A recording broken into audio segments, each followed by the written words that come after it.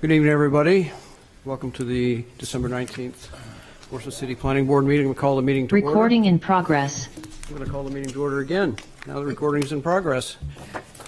First item on the agenda is approval of the minutes. Motion to approve the minutes. Second. Any comment, any discussion? All those in favor? Aye. Any opposed? We have several determinations of completeness. We have two for subdivision review. Request of Francis C. Mafluzzi, Revocable Trust 2015 as owner for property at 550 Sagamore Avenue. Requesting subdivision and site plan review approval to demolish an existing single-family residence and subdivide the lot into 4 parcels with associated site improvements, including 3 single-family homes, a private roadway lot, stormwater management, utilities, and landscaping. That property is in Assessor's Map 222, Lot 11, is in the Single Residence B District.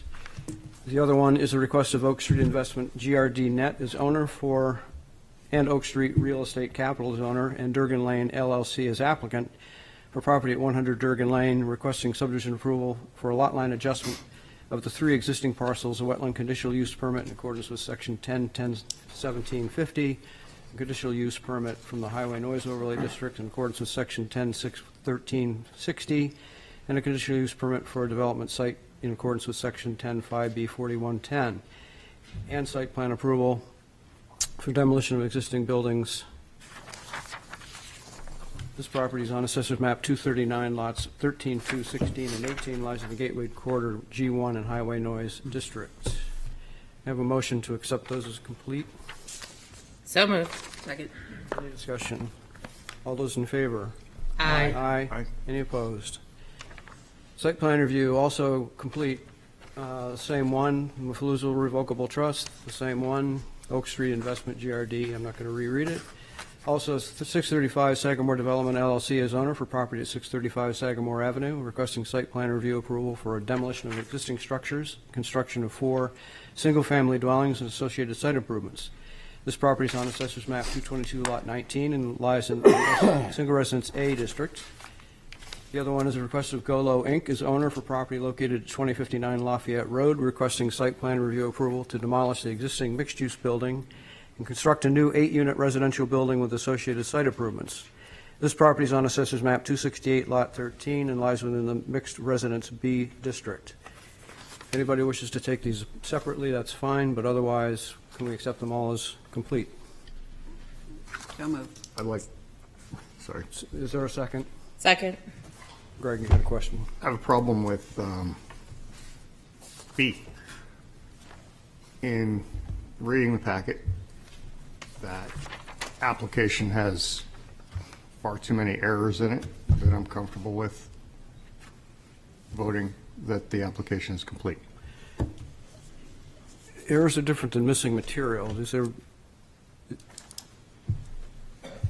something missing that, because Well, I guess if we get into the voting on the actual approval of it, then we're just going to add a pile of stipulations of where they screwed up in their application. So I guess the question is, do we kill it for being a poorly written application, or do we put all the stipulations in the approval to correct their mistakes?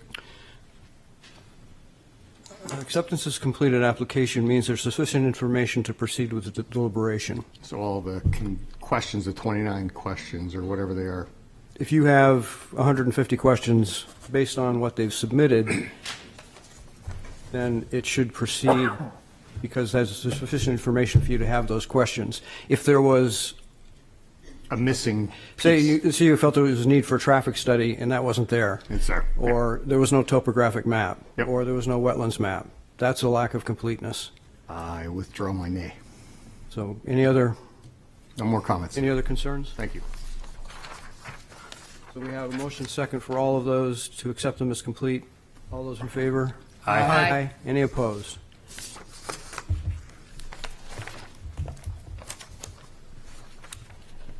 We have a series of public hearings tonight, and just for everybody present, under our rules, the way this public hearings will proceed is a presentation by the proponent, questions by planning board members. During that time, there is no input by the public. When the public hearing is opened, which I will open, Come up to the podium, announce your name and address, and provide your comment directly to me. Please do not engage in comments with the applicant or with planning board members individually. There are up to 3 rounds of discussion during the public hearing. The first round, you get 3 minutes, oral comment only. So if you have a presentation, you want to show a graphic or something, you do not do that during the first presentation. Second round is up to 5 minutes, in which you can use graphics or other presentation if you brought something you want to present on the screen or otherwise present to people here. And then the third round is 5 minutes, oral comment only, and that's the last. In addition, if you wish to speak in the second or third rounds, you must speak in the first round. If you wish to speak in the third round, you have to speak in the second round. So hopefully everybody's clear on that. When the public hearing is closed, there is no more discussion with anybody, and that includes the applicant. So if the applicant hears something during the public hearing and he or she wishes to say something, they need to speak during the public comment as well. With that noted, our first one is actually a withdrawal. Matt Ball and Andrea Firstham, 252 Wybird Street. This was continued to January. They've actually withdrawn that application. So anybody looking for that, it's not going to happen tonight or next month. First public hearing is a request of Eric Brassard, as owner for property located at 233 Dennett Street, requesting conditional use permit under section 10814 for a detached dwelling unit, accessory dwelling unit, DADU. This property is on Assessor's Map 142, Lot 7, is in the GRA district. Who is here to present this application? How are you? I'm Eric. I'm the owner of the property. Fine. Forgive me, I've never done this before, but this is my presentation here. I prepared it myself, so I hope there are no mistakes. I've done my best. But this just gives you a sense of where the lot is generally. The next slide is a closer zoom in on the site. And the next one includes, this one isn't drawn to scale, the rest of them are, but a general location of where the unit I'm hoping to build will be. After that is, again, a closer site plan. This one is drawn to scale. I've done my best here to design it with all of the codes in place. The setbacks on either side are to code. The original house here on the right is not, but it's been there for 200 some odd years, so I think that might be okay with you all. The one thing I want to flag on this is that the ADU code asks for 10 feet between the front plane of the principal dwelling unit and the new one. This drawing is a 5-foot difference, so I would need a variance from you all and the community to make it do this way. The reason I put it here and not 10 feet back is primarily out of respect for my neighbors on, I believe that's the west side, both of whom are here actually. The hope being that the construction of this unit does not go into, overlap with their open backyards, back to each other. So this placement here actually has the unit in line with the next house on the next lot. So that's why I've done that. That being said, if it needed to be pushed back another 5 feet, it is what it is. But my hope is that I can keep the impact to my neighbors as low as possible. I'm happy to talk through the rest of the slide. I don't know if you all have had a chance to look at it yet, but this is the garage, floor plan downstairs with an entry on the back corner, stairs up. The next one is a proposed floor plan. After that, I believe, is elevations. Yeah.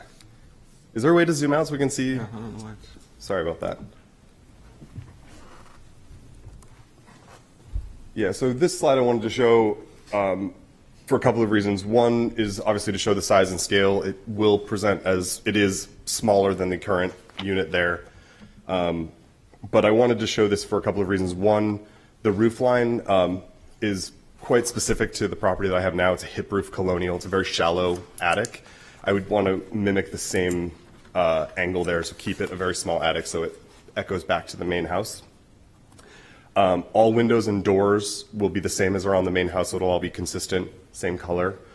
And then this sort of surround that you see around the two garage doors is a design element that actually I built and put on the main house when I first moved in, just to give, it's about 18 inches deep, and it's just a surround on the existing front door, just to give a little bit of visual interest and sort of tie everything together. Also gives a little bit of protection when you're walking in the front door.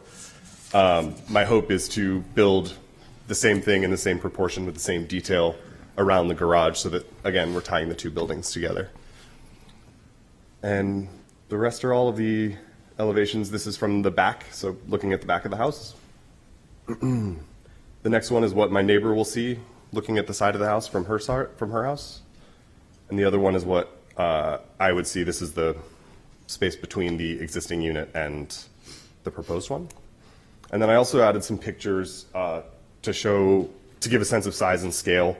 I didn't actually climb up on the roof and measure, but I did the best that I could. I believe the top ridge of the roof is 26.25 feet high from the base of the unit.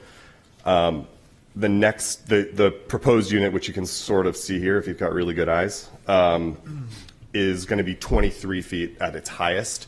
That being said, the driveway is already graded lower than the principal unit, so it will actually sit a significant amount lower than it. Right now I have it marked as 3.25 feet because that's the difference in heights of the two units, but it will actually be, I think, probably closer to 6 or 7 feet lower in actuality.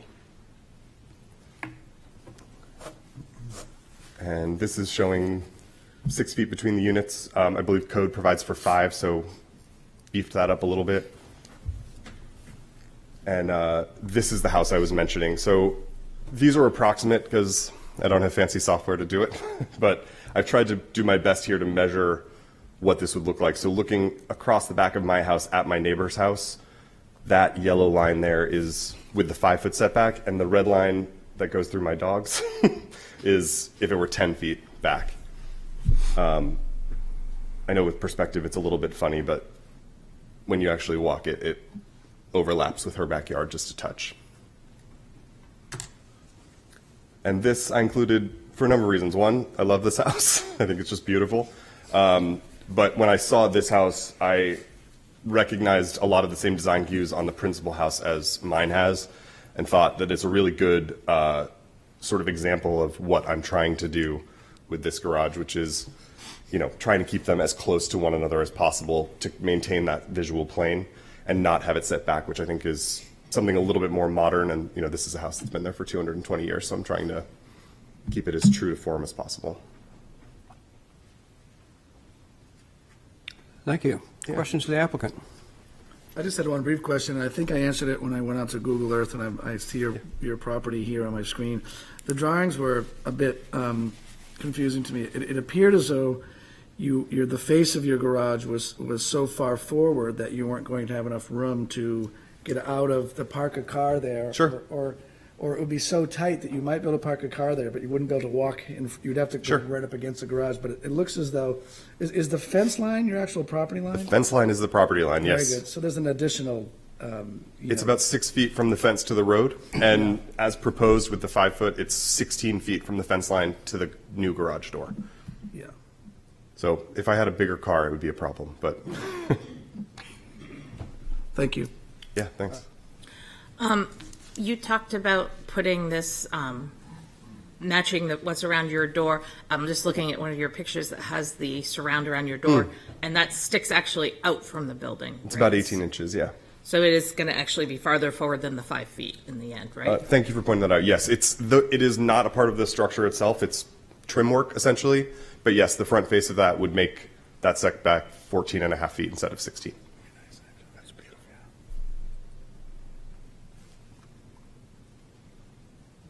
You good? Right. I just had a comment. Yeah. We've been at this ADU thing for a couple of years now, and thank you for validating the fact that you can come here without an engineer, without a lawyer, and give us a presentation that actually we can understand and ask questions about. Thank you. Sure, my pleasure. Thank you for saying so. It may be, forgive me, I actually have to point out Peter and Howard were very helpful in putting this together and telling me what would be expected here, so I'd have been sunk without them. That's what our staff's for. Thank Yeah. you for following the process. Yeah, thanks. So the 16 feet is from the front of the proposed ADU to your property line, Correct. and there's another 5 feet of city property between. It's closer to 7. It's 6 and change from the Okay. property line to the granite curb there. Okay. I mean, what are you planning on, where are you planning to park the vehicles? in the garage. So, but there's basically 2 lanes, Yep. if you will. So yes, you can fit 4 cars, and we do that at our house. So is that the intent? Is that there be 2 in the garage and 2 in the The intent is that the 2 cars go in the garage, and if there's a tenant who's not a family member, we're having a lot of conversations about that right now, but they would get a parking space outside of one of the garage units, which we'd have to figure out key exchanges and all that. But yes, there would be 1 parked outside. Because there's not on-street parking within it. I mean, you have to go a couple hundred feet, probably, right? Actually, there's plenty of on-street parking. Mill Pond Way is Mill Pond Way. just across the street, which is what, friends and family visiting, that's where they park. Okay. We also, my lot is, I don't know what it's called, but it's got frontage on 2 streets. So Kane Street on the back, and we have a gate, an access, and there's you can park about 8 cars off the street back there against our fence and enter through the gate into the backyard. Thank you. Yeah. Andrew? More of a curiosity than scrutinizing, but did you consider attaching this garage to your home and setting it back further? I have, and actually it's another consideration in the proposed location. If I could afford to, I would be attaching them and doing a larger renovation. Okay. That's not the work being done today. So But there's no preventative nature to doing that? no, other than money. Sure. Yeah, but no, I've thought about it, and that's also part of why keeping that space to that 6 feet between the 2 structures is important, because I think in the best, in the eventuality, I would put a breezeway that would connect, and that would actually be the door that you would walk into the house More, through. my thought process is more consideration depending on how your butters feel and drawing that building away from their property line, and also potentially adding more of a formal parking stall to the left of the garage as you're looking at the building. You're saying pushing the house closer, I'm sorry, the ADU closer to the main house? That's correct. Yeah, it's a consideration for sure. More, think the again, code is- curiosity, but No, I appreciate it. I mean, I've had a blast putting these together and having these conversations, so this is fun. I think, the code provides for 5 feet, and I've got enough, I'm lucky to have a large lot, so there's a lot of different options in figuring out. For me, I'm looking as far down the road as I can. Sure. For eventual use, you're going to be burying me in the backyard of this property, so trying to figure out what the best use of it is. Any other questions of the applicant? Thank you very much. Thank you. I'm going to open the public hearing. Is there anybody here who wishes to speak to, for, or against this application? Anybody on Zoom? No. There's nobody who wishes to speak to, for, or against this application. I'm going to close the public hearing. Close the public hearing for deliberation. Make a motion. I move that we vote to find the conditional use permit application meets the requirements set forth in section 10.814.62 of the ordinance and adopt the findings of fact as presented. Second. Any discussion? All those in favor? Aye. Any opposed? Mr. Chairman, I make the motion that we vote to grant the following modification, 2.1, modification from section 10.814.31 to allow the detached accessory dwelling unit to be set back 5 feet from the plane of the principal building. Second. Discussion. Yes. I know that we specifically put in the ordinance the 10 feet, but I think that the explanation of where they're putting it and why they're putting it makes sense, and that makes a reason to actually support this, because I questioned it at the beginning. I agree. Any other discussion? Yes, Sam? Yeah, I think really just briefly, if you drive down Dennett Street, visually, you're not going to notice this depth or width discrepancy, and I think Dennett Street is a pretty good example of how we have to take these case by case, and the context is really important because it provides a great surrounding, all-encompassing view of what we're doing. All those in favor? Aye. Any opposed? Mr. Chairman, I make a motion that we vote to grant a conditional use permit with the following conditions, 3.1, 3.2, and 3.3. Second. Any discussion? All those in favor? Aye. Any opposed? Thank you very much. Thank you.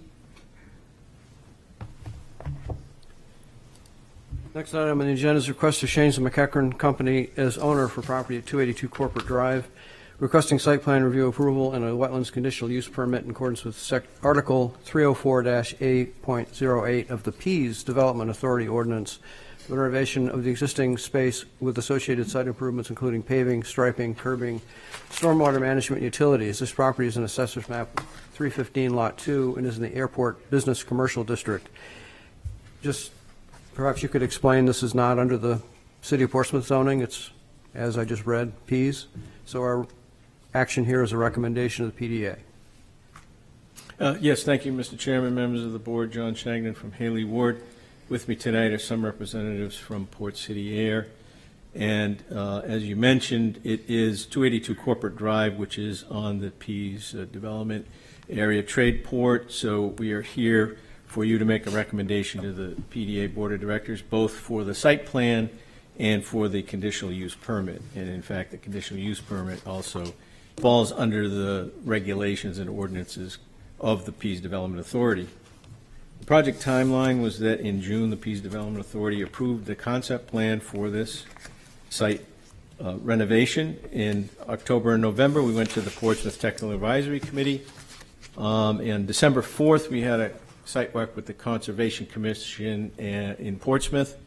As they were referred the application, as some of the elements of this required that the Portsmouth Conservation Commission review and you review. And I'll get into that in particular. And then on December 11th, the Conservation Commission, at their meeting, voted to recommend approval of the PDA conditional use permit. So the site plan I'll take first, if that's appropriate. It includes just interior renovations, transferring some of the space within the building from office to a catering business, Great Circle Catering. There's no exterior building changes. The vehicle and pedestrian access is from a driveway system that has two entrances onto Corporate Drive. Pedestrian access is accomplished with a sidewalk that exists. That sidewalk was installed when the property was created as a lot, and the first site plan was done many years ago. We are adding some pedestrian access improvements to go around the right side of the building to access an area in the back that has secondary egress. Landscaping is in place. We're doing some minor additions to landscaping. There's an area of pavement that exists that we feel is better suited to be landscaped. There's a transformer. We're going to change the grade and soften that area, put some landscaping in front of it. But in general, there are no wholesale landscaping changes. Sewer and water services are going to remain as they are now. There's no real change to or need to change that. The site was originally the Officers Club, so there was actually food service functions in the past at this location. As far as stormwater goes, I'll get into that a little bit later, but there's no changes except for what we're doing in the buffer, which we'll get to. Lighting is not going to change. Signage is not going to change. For solid waste, we are providing a new dumpster location. Currently, the dumpster exists in the buffer, and it will be removed. The pad will be taken out, so that will be less impervious surface in the buffer. So there's a new location for solid waste. Soils are, when you do excavate soil on the base, at the base properties, the soil cannot leave the site, so there will be an excess of soil that needs to be dug up, and we're going to provide an area where that soil will be put into a berm on site, so it will not be taken off site. There is a trip generation review in the packet. There's no increase in traffic that is significant. And open space meets the ordinance requirements. That primarily, those are the functions of the site plan that we're asking you for approval here tonight. The natural features and wetlands I'll get to with the conditional use permit. On November 5th, your Technical Advisory Committee, City of Portsmouth, recommended approval of this project with some stipulations, The stipulations have been addressed in the plan set and material that you have before you tonight. So moving to the conditional use permit. Conditional use permit is under the authority of the Pease Development Ordinance, Section Article 304. That is different than the Portsmouth ordinance. It has pretty much the same criteria, but less criteria than Portsmouth. First criteria is the land is reasonably suited to the use, and the proposal is to remove existing non-conforming site impervious surface improvements and create stormwater treatment enhancements.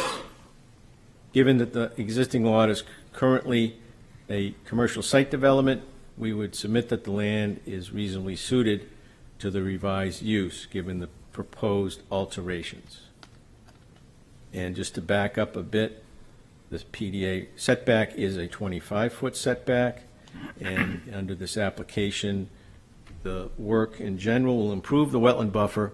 We're going to be removing impervious surface, providing a rain garden for parking lot runoff, and reworking an existing swale, which is in failure. So the construction of the site, when it was first constructed, consisted of a parking lot which drained to a swale on the north side of the parking lot, which over time has filled in with primarily, I would say, sand that has been put on the parking lot.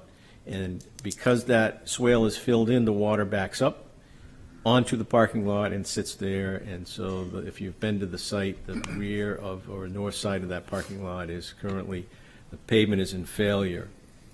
The details regarding the impacts are as follows. The permanent wetland buffer impact is 4,983 square feet, and that is the impact for regrading to create the rain garden and reconstruct the existing swale.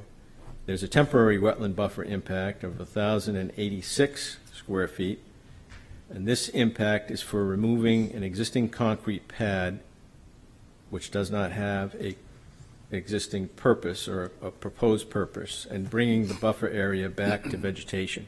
That part of the wetland buffer impact is actually what is in the purview of the application you have before you, because wetland buffer impacts for drainage features are allowed in the Pease development regulations. There's a wetland impact of 1,448 square feet for regrading the ground area to reconstruct the existing swale, which is filled with debris. So back to the criteria. Criteria number 2 is that there is no alternative location outside of the wetland buffer that is feasible and reasonable for the proposed use.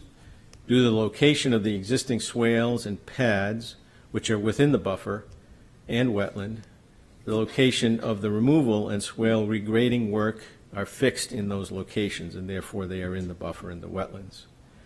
The required parking for the site use dictates the extent of pavement which can be removed and still provide conforming parking.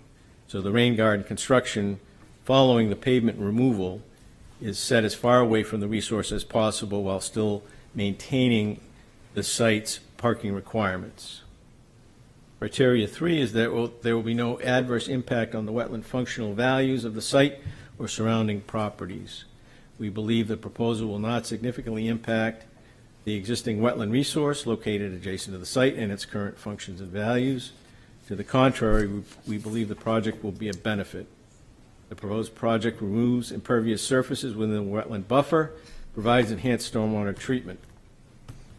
Since the project will improve water quality entering the wetland resource, the revisions will have no adverse impact on the wetland functional values and the surrounding properties. In addition, there is a invasive removal that is a part of the plan.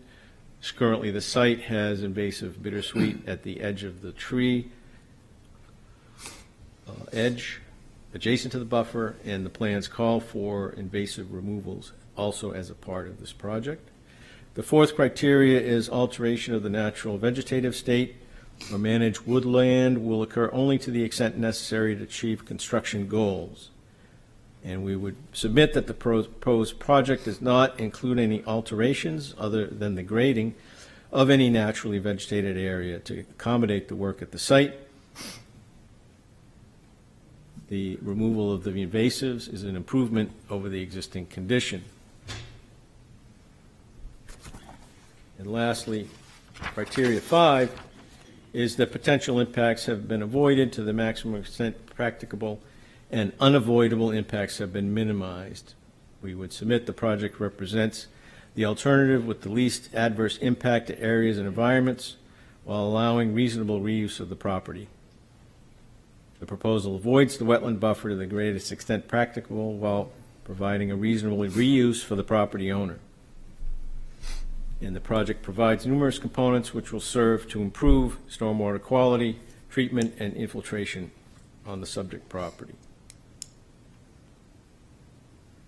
We believe we've met the criteria for a conditional use permit grant. We ask that you approve that tonight. The staff memo mentions the Technical Advisory Committee site plan recommended stipulations, which have been addressed. The Conservation Commission comments, which are a part of your approval. We have no problem with those being included in the approval, and we will address those. We already have actually addressed those. It was a timing thing where the project did not go to the commission early because it was thought that it didn't have to go, but it did. We went those comments that they had, in addition to the TAC comments, were good comments. They included adding wetland buffer markers and adding to the stormwater inspection and maintenance plan notations, making sure that the invasive removals is done in accordance with appropriate regulations, and we have no problems with carrying forward those stipulations in the approval.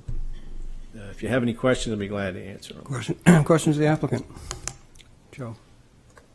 Mr. Shagnon, is it accurate that there's no change of any kind to any lighting, exterior lighting? Correct. And there is some existing signage structures on the site. The signage will remain the same, or the actual signage structure will be reused and? Correct. The signage will just be repurposed to the new use. Thank you. Tony? This may be a question for staff as well. The Green Snow Pro program for the snow removal, salting, how is that monitored? And is this just a stipulation we put in here to make ourselves feel better, or is it actually like policed? So I believe that in the particular case of the Pease Development Authority, they have a registered list of contractors who are certified for that. In actuality, I believe Port City Air wants to just use sand for this application. So that condition is good to carry forward. But that's how it's monitored, my understanding is how it's monitored. So the tenants of Pease are required to use a Pease-approved snow removal company? I believe so, yes. In any case, this is a recommendation, not a requirement, so it's different than something happening elsewhere in the city. I had the same question. Any other questions? No other questions of the applicant? Okay, I'm going to open the public hearing. Is anybody here or on Zoom who wishes to speak to, for, or against this application? Nobody on Zoom? Raise your hand if you're there. There's nobody here who wishes to speak to, for, or against this application. I'm going to close the public hearing. Up. Mr. Chairman, I'd make a motion. Wait. You didn't? Wait. Oh, someone came. John's up. John put his hand up. Yeah, just making sure there were no other questions from the board that need to be addressed before you close the public hearing. Well, questions were before the public hearing. So if you wish to say something, you can say something. But if the board wants to ask you a question, they miss their opportunity. Okay, thank you. If you want to, do you wish to say anything to, for, or against this application? I'm sorry, in the beginning of the meeting, I heard something about incompleteness of a certain application, but I didn't get which one it was. So. Wasn't this? Okay, thank you, sir. I believe you're about to make a motion. Did you close the public hearing? Public hearing is closed. Thank you. I make a motion that we vote to recommend approval of the wetland conditional use permit to the PDA board with the included stipulations 1.1 through 1.9. Second. Any discussion? Yes, Jim. Yeah, Mr. Chair, after 3 years on the planning board, I've decided that when the PDA comes to us, it's just a waste of our time. As an example, a year ago, we reviewed carefully the Lonza expansion, and we voted that that project go to Rockingham Planning Commission for regional impact development. And a few months ago, we learned that they just ignored it. And I think that's terrible planning between Portsmouth and the PDA. And I don't see a need for this. If they're just going to ignore our opinions, why bother? Just wasting our time. So I'm not going to be voting on this. Okay. Any other discussion? All those in favor? Aye. Any opposed? One abstention. I will continue and make a motion to vote to recommend amended site plan approval to the PDA board. Second. Discussion of that? Yes. I'm glad to see that they're trying to clear some of this up. I've actually been in this parking lot a few times in my lifetime, and it's nice to see that they're going to actually be able to revive and help the wetlands by cleaning stuff up and getting rid of the invasive species and also making the site looking a bit better. So,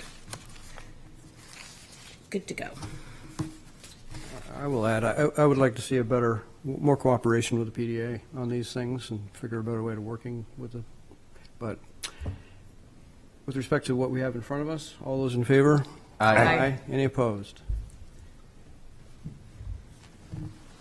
Thank you. Next item is a request of Jeffrey Nalraki Revocable Trust of 2001 as owner, property at 299 Hanover Street, requesting a parking conditional use permit from section 10-1112.14 to allow 3 parking spaces where 10 are required. This property is located on Assessor's Map 125, Lot 10, and lies within the Character District 4-L1. Who is here to present this application? My name's Jeff Naraki, property owner at 299 Hanover. I built a 2-story office building in 1999. My engineering office has been located on the 2nd floor. The 1st floor has been lease office space. Due to the impact of office space lately, I haven't been able to lease it since April, and I'm considering putting 2 apartment units down there. Absolutely nothing changes on the site. The parking demand reduces, the parking requirement reduces. There's really not much going on. Simply changing office to 2 residences with less parking requirement and demand. Okay. Any questions of the applicant? Yes. Will any of the you have 3 on-site parking spaces, will any of those actually be assigned to the residential units? That's my intention. Okay. Yes. I'd just like to be sure I understand. The current regulations call for 13 parking places, Yes, and you have 3. correct. And your proposal is that your regulations will require 10, and you'll have 3. Correct. So I'm becoming more conforming than I have been. When I built it in '99, there was if you didn't provide the parking spaces, you paid $1,000 per space to the city to go towards a parking garage fund. So everything was approved based on that. The only other thing that's changed regarding parking is now there's a giant parking garage right behind my office. So there's plenty of additional available parking.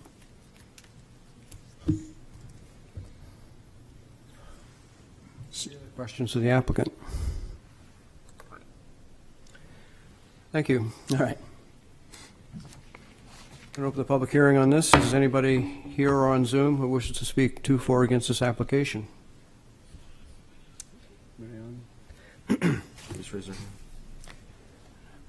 Nobody here wishes to speak to or against this application? And if not, I'm going to close the public hearing. You good? Yep, Okay, go I'm ahead. going to close the public hearing. Board discussion. Mr. Chair, I'm going to abstain from this vote. Okay. Yes, Bill. So I'm bothered by the frequency with which developers downtown wish to develop a property that requires parking, and we approve it without parking. There's a shortage that will develop, and there would be an alternative.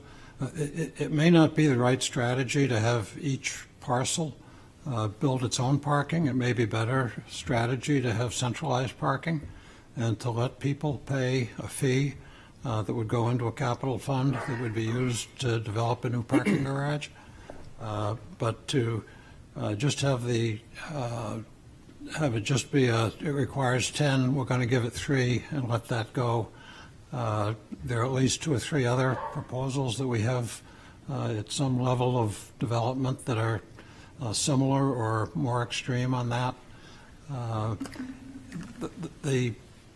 What this really will do is push the parking requirement down Islington, across Pearl and across Rock into an area that is very parking constrained. And it just doesn't seem sensible to me that if the requirement calls for 10, that we say it's okay at 3.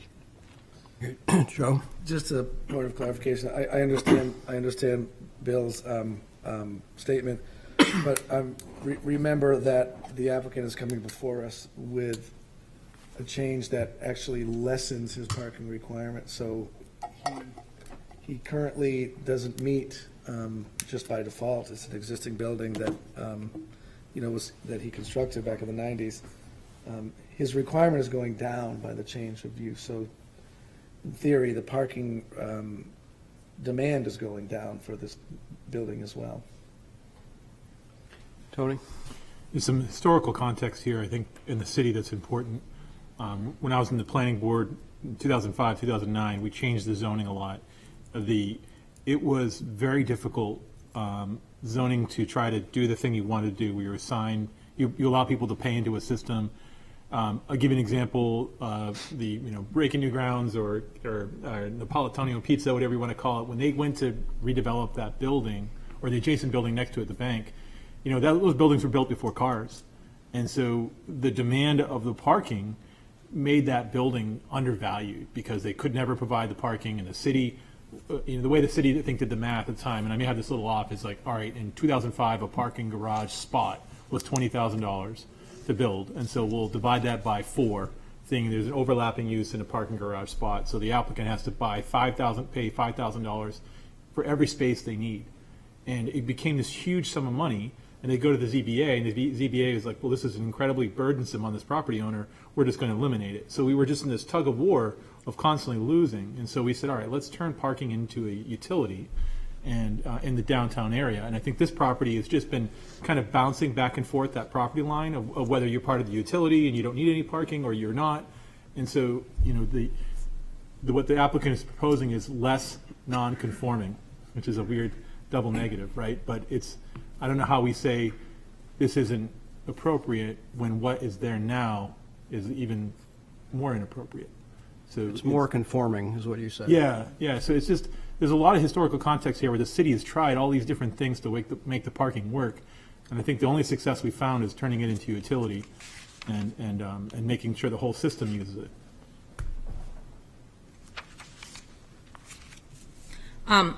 Since I actually live in this neighborhood and spend a lot of time, I asked my specific question for a specific reason, because there's less parking availability in the evenings when people are home versus sometimes during the day. And due to the location of this specific building, there's a chance somebody might be there and not even have a car either. They might have other modes of transportation because they can walk to many different things. So I don't have as much of a problem as long as the residences are actually getting the off-street parking, because there is the ability for parking on street during the day for the businesses that are there, and it's a symbiotic relationship in my mind. So, is it still resident-only parking on that street? it is. It's not well enforced, but yes, we're still working on that parking. We're working on it. to pick up a little bit on what Tony said, it was around about 2005. I was on a Blue Ribbon Committee that looked at parking and that in lieu fee arrangement. And much as he said, it wasn't working. And it actually prevented the conversion of some buildings downtown, which could be the case here.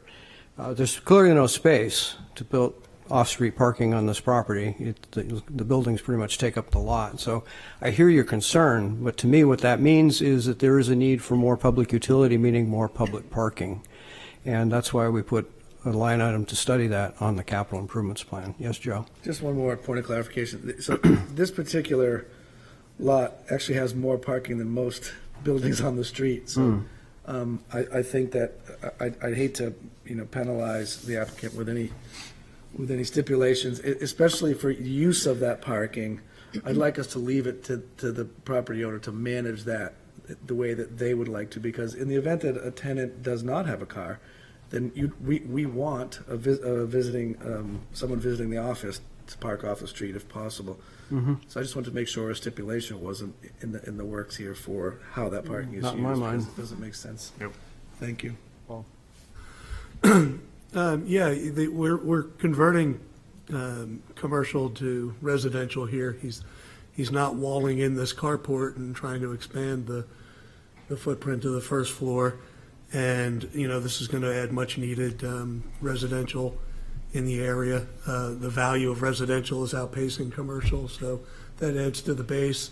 And there's a parking garage right behind it. So I'm ready to make a motion if Any other discussion? wanted. I was going to do the same thing. Go ahead. I move that we vote, find that the conditional use permit application meets the requirements set forth in section 10.1112.14 of the ordinance and adopt the findings of fact as presented. Second. Any discussion on the motion? All those in favor? Aye. Any opposed? Vote to grant the conditional use permit as presented. Second. Any discussion?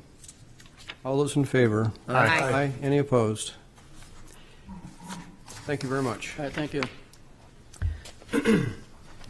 Next item on the agenda is request of 635 Sagamore Development LLC as owner for property located at 635 Sagamore Avenue, requesting site plan review approval for the demolition of existing structures and construction of 4 single-family dwellings with associated site improvements. This property is on Assessor's Map 222, Lot 19, and lies in the Single Residence or SRA District. Who is here to present this application? Good evening. Ian McKeon with Jones Beach Engineers on behalf of the applicant. Good evening. As mentioned, I'll give a brief overview of the project and then go through a short timeline that this project has taken. So as mentioned in the notice, this is map 222, lot 19 at 634 Sagamore Avenue. It's a 1.95 acre property. The property currently contains an existing service and detail garage with an apartment, and then a second garage space in the rear. Again, the proposal is to demolish both structures and construct 4 single-family homes on a dead-end access drive with a turnaround appropriately sized for fire apparatus. And both, it's important to note that both the building coverage, the maximum building coverage, and the minimum open space are met on this property. The 4 units will be under a condominium structure, and we did include a condominium unit subdivision plan in the plan set. Stormwater treatment is via several types of treatment that have been reviewed through the city's peer review engineer and reviewed at the city level as well. Municipal water and sewer are connected to Sagamore Ave. Each unit will have gravity sewer and water with underground power servicing each unit and underground propane tanks. The gas service on Sagamore Ave ends just to the north. There is a landscape plan provided with the package with a heavy focus on evergreens to create a long-lasting vegetated buffer around the limit of development. The reason you see before you the 4 units of single-family homes is in May 2023, the project received the necessary variances from the zoning board First, allow 4 freestanding dwellings where 1 is permitted, and allow a reduction in lot area per dwelling unit to back us into that 4 units. The TAC process started in 2024 in April, and between now and then, between now and November, or April and November, when TAC recommended approval of the project, we worked with staff and third-party review on stormwater and other planning elements. And so we have reviewed the staff memo and some of the conditions that came from both TAC and staff, and again are here on behalf of, after the recommendation from TAC at their November meeting, to recommend approval. So I'll keep it short and sweet, and I'm happy to take any questions from the board. Questions to the applicant? Mr. Jim. It's Mr. McKinnon, is that right? McKinnon, yep. My very first planning board meeting in January of 2022, there was a different plan presented. It was a 3-lot proposal. Correct. And I noticed at that time the driveway was located further southeasterly at the end of the property, and I noticed it's moved. I was wondering why that driveway was moved. Yeah, so my understanding is working with staff, one of the things we did include in here was highway access plan. There's a pretty heavy analysis on site distances and site stopping distance as well, and that's kind of how we ended up in this proposed location. Okay, so it was moved, the driveway was moved to its current location because you felt it was the safest location on the property? Yes, that is our belief, yep. Okay.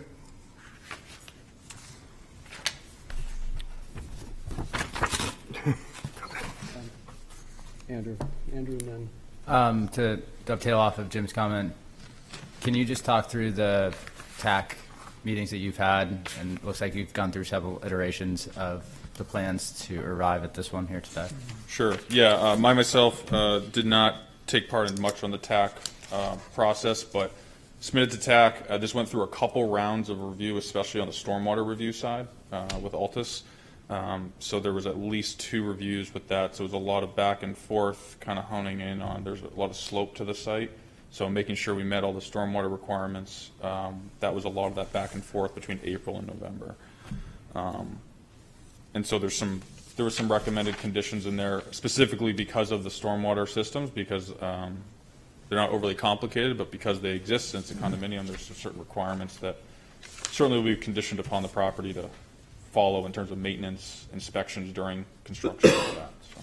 Yeah, specifically not only the access point, but because you brought it up, the drainage and infiltration into what is a predominantly ledge site leads me to question it, right? Like there's not a lot of soil there to be had, and so any blasting, erosion, or undermining of those trees and existing root systems would be alarming, to say the least. It's an existing neighborhood that we have behind it as well as next to it, and so just ensuring that this drainage and retention pond has been looked at from the standpoint of its insurability and effectively not creating additional issues to neighborhoods behind it. Sure. Yeah, so as you mentioned, there's some known stormwaters kind of on the street in this area. Not shown on this plan, but my understanding that there was recently a catch basin installed on Sagamore Ave to kind of help with that neighboring community that has a private road. The locations for, say, the bioretention system, which is really the stormwater pond that most would notice, and there's a couple other infiltration systems. They were specifically chosen based on test pit locations and percolation, so witness. So yes, there is some exposed ledge in the area. We are just based on test pits, and the percolation test would have been done at the correct horizon. So to ensure that if there's an infiltration practice placed there, that it should operate as the natural soils do today that were suitable for infiltration. So our hope is that back and forth, and some of the recommendations, for example, that one of the things we have are these unique sand absorption areas. Probably the first time we've done it, it was actually a back and forth recommendation that we got from the peer review engineer. They've had good luck, and so we incorporated that, and that was part of that back and forth process, and they felt that was a suitable system for this site, low maintenance, knowing that it is a residential project. But really the goal was to encourage recharge, but if you, the reason, for example, our drainage plan, we still show the ledge outcroppings, is we've placed those systems away from the known ledge outcroppings and then made sure the elevations make sense. So at least that's our intent. And forgive me if it's in the packet, it's 1,470 pages today, but is there an O&M plan for that pond, retention pond? And Yeah, and I believe there was one of the recommendations that there's some minor updates to do to the stormwater O&M, and that would be reviewed and approved by the city. The final draft, there already is a draft included in the package. And then again, that would have regular, at least a yearly responsibility to submit to the city. I have one last question, I promise, separately. Through the iterations of ZBA, and one of the only condition is that the building locations may change. The design has changed in the sense of there are now walkout basements on units 3 and 4, and I don't think they were on prior plans. Can you comment on that? I'm not, honestly, I don't know the development of that, but I mean, yes, you're correct. Through the ZBA, I think it started at 6, then went down to 5, and then ended up at the 4. I think the walkout basement was really a product of the stormwater component. We knew areas at which stormwater needed to be located for infiltration, and then working backwards with the fill of the site. It just lended itself to a walkout basement instead of, say, a larger vertical, a shorter vertical wall of some sort that allows us to kind of pull the slope back. We do have a small boulder wall on the site. It's really more of an aesthetic item. So regardless of the walkout basement, you would have to be blasting that certain area regardless? Yeah, likely, yeah. Okay. Yeah, like for footings or something like that. Sure. Yeah. It just plays into the height of the overall structure too. Yes.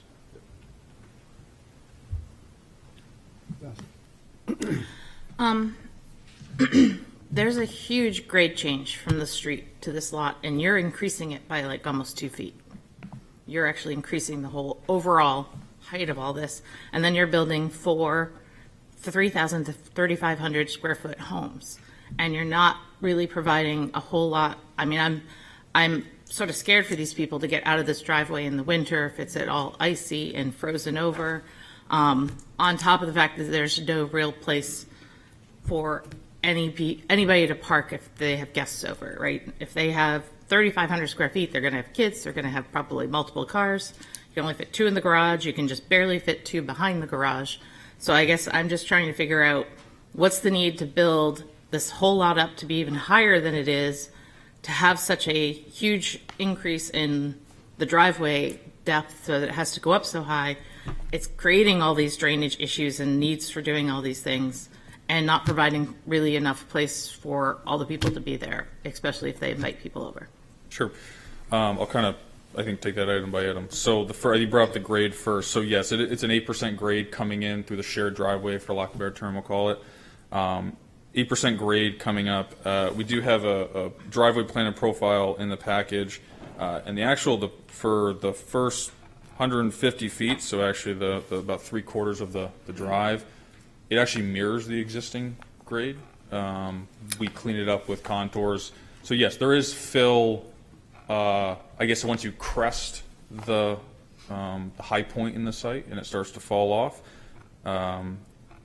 And yeah, it was really to make, it was designed with a proper vertical curve for shared access.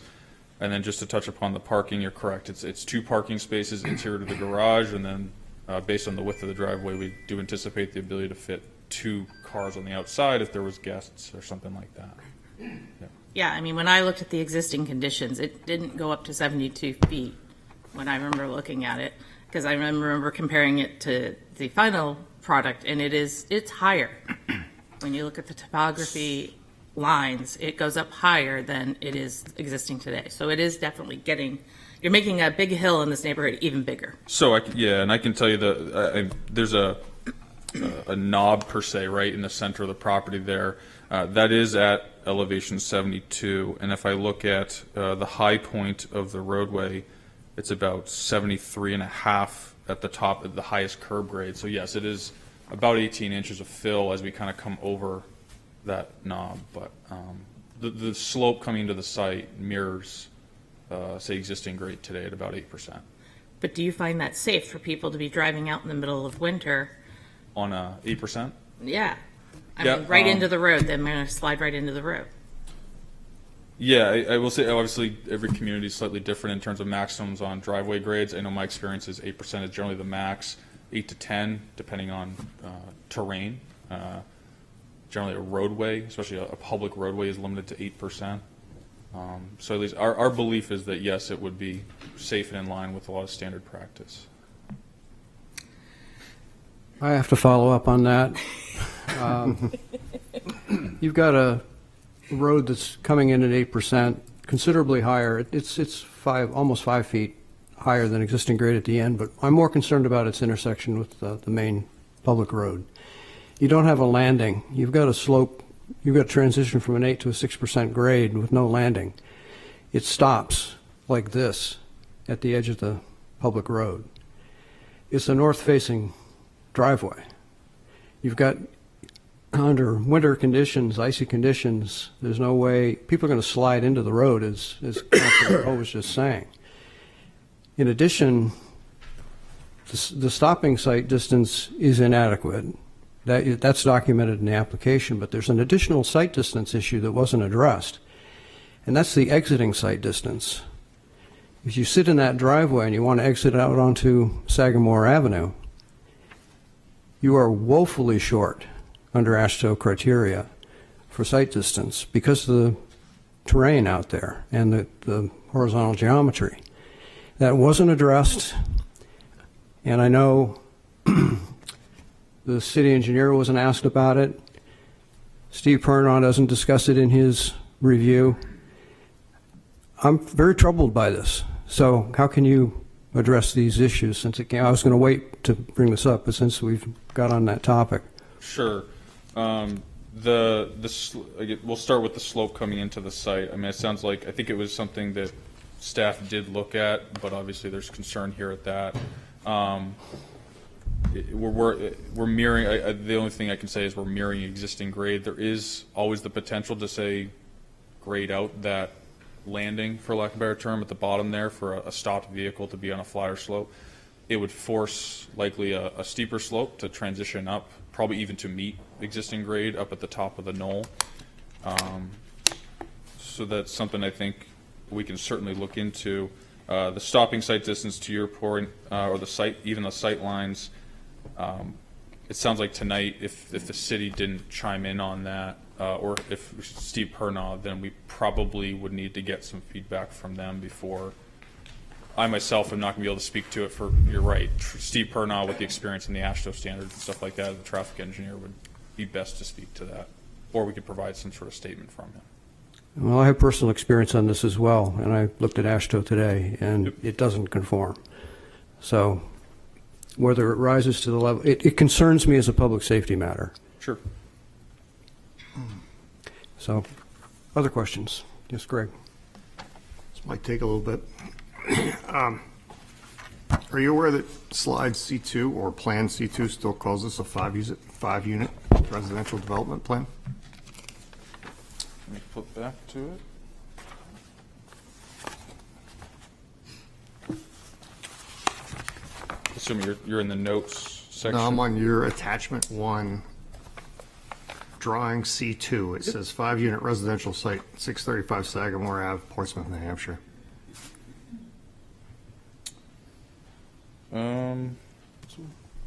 Yeah, that one. Yeah, I'm not sure. I'm happy if it is incorrect on the plan. I'm looking at the latest version of the C2 sheets, and the note says We 4 got this units. today, so it's the latest, and it says it's a 5-unit, and, that's a little sloppy. The other thing, Andrew was asking about the stormwater O&M plan, and, when we get 1,470 pages, I really try to read it thoroughly, because that's where people try to sneak things in. And in your stormwater O&M plan, it has a notation about cleaning grease traps and disposing of rags properly. I assume that was a cut and paste error? Yeah, likely. Yeah, that wouldn't be required on the site because of the grease trap, unless there's reference to the hoods of the sometimes in the catch basins they're referred to as grease traps. They're hooded. I shouldn't expect rags to be in there, but we can certainly double check that that wasn't a reference, because you're correct. It's not So referred. let's talk about this O&M plan again. And I live in a development just like this, and your O&M plan is onerous, to say the least, to the owners or the buyers. A couple of things. TAC told you to change things to quarterly.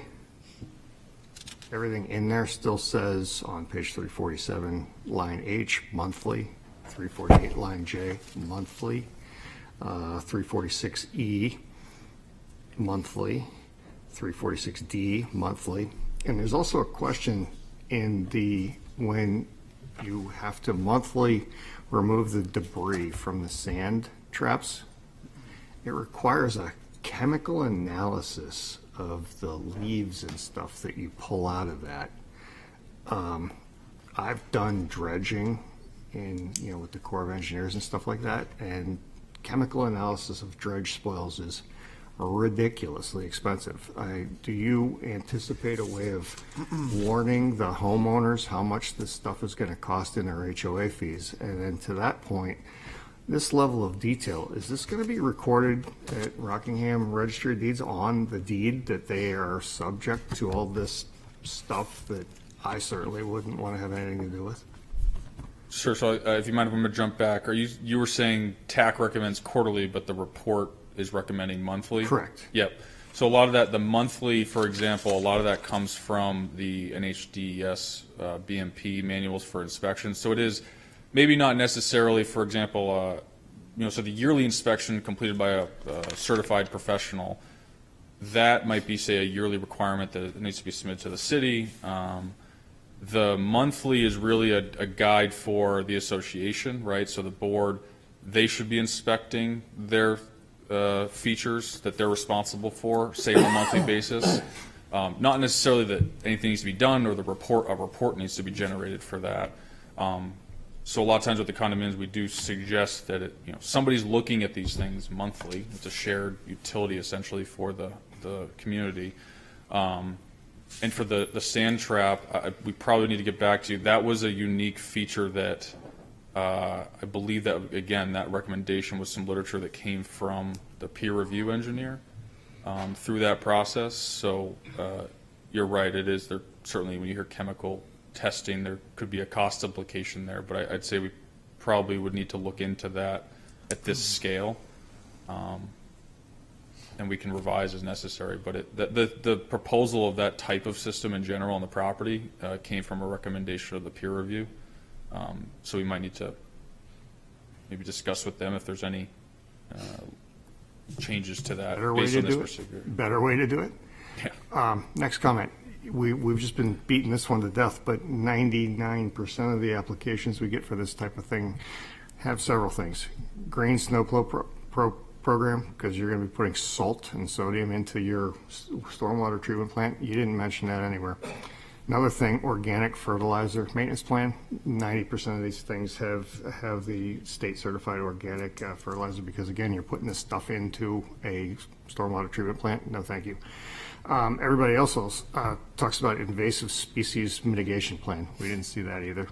And then the last thing that I'll talk about on that particular subject is your plan shows no snow storage, where that's really a requirement.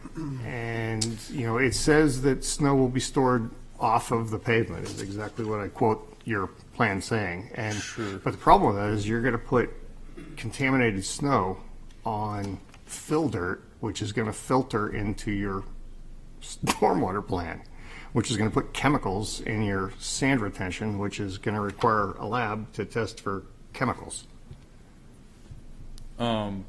Yeah, if you mind if I jump back, you asked a question I didn't address about the Rockingham registry. Please. The report itself will not be recorded at the registry, but it would be a document, likely an attachment or referenced as part of the HOA documents that do get recorded. So that document itself won't have a recording number to it, but it would be referenced or included with a greater HOA document. So I just wanted to Yeah, the HOA documents have to be recorded. correct. So But then- this document, the final version, would be essentially referenced in it as a requirement to be followed with the agreement of those condominium documents. Okay. Peter, can you scroll Back to my 5 points about Snow Pro, organic, Yep. invasive, and snow storage. Yeah, I was going to have him could you scroll up to the C2 sheet, next one?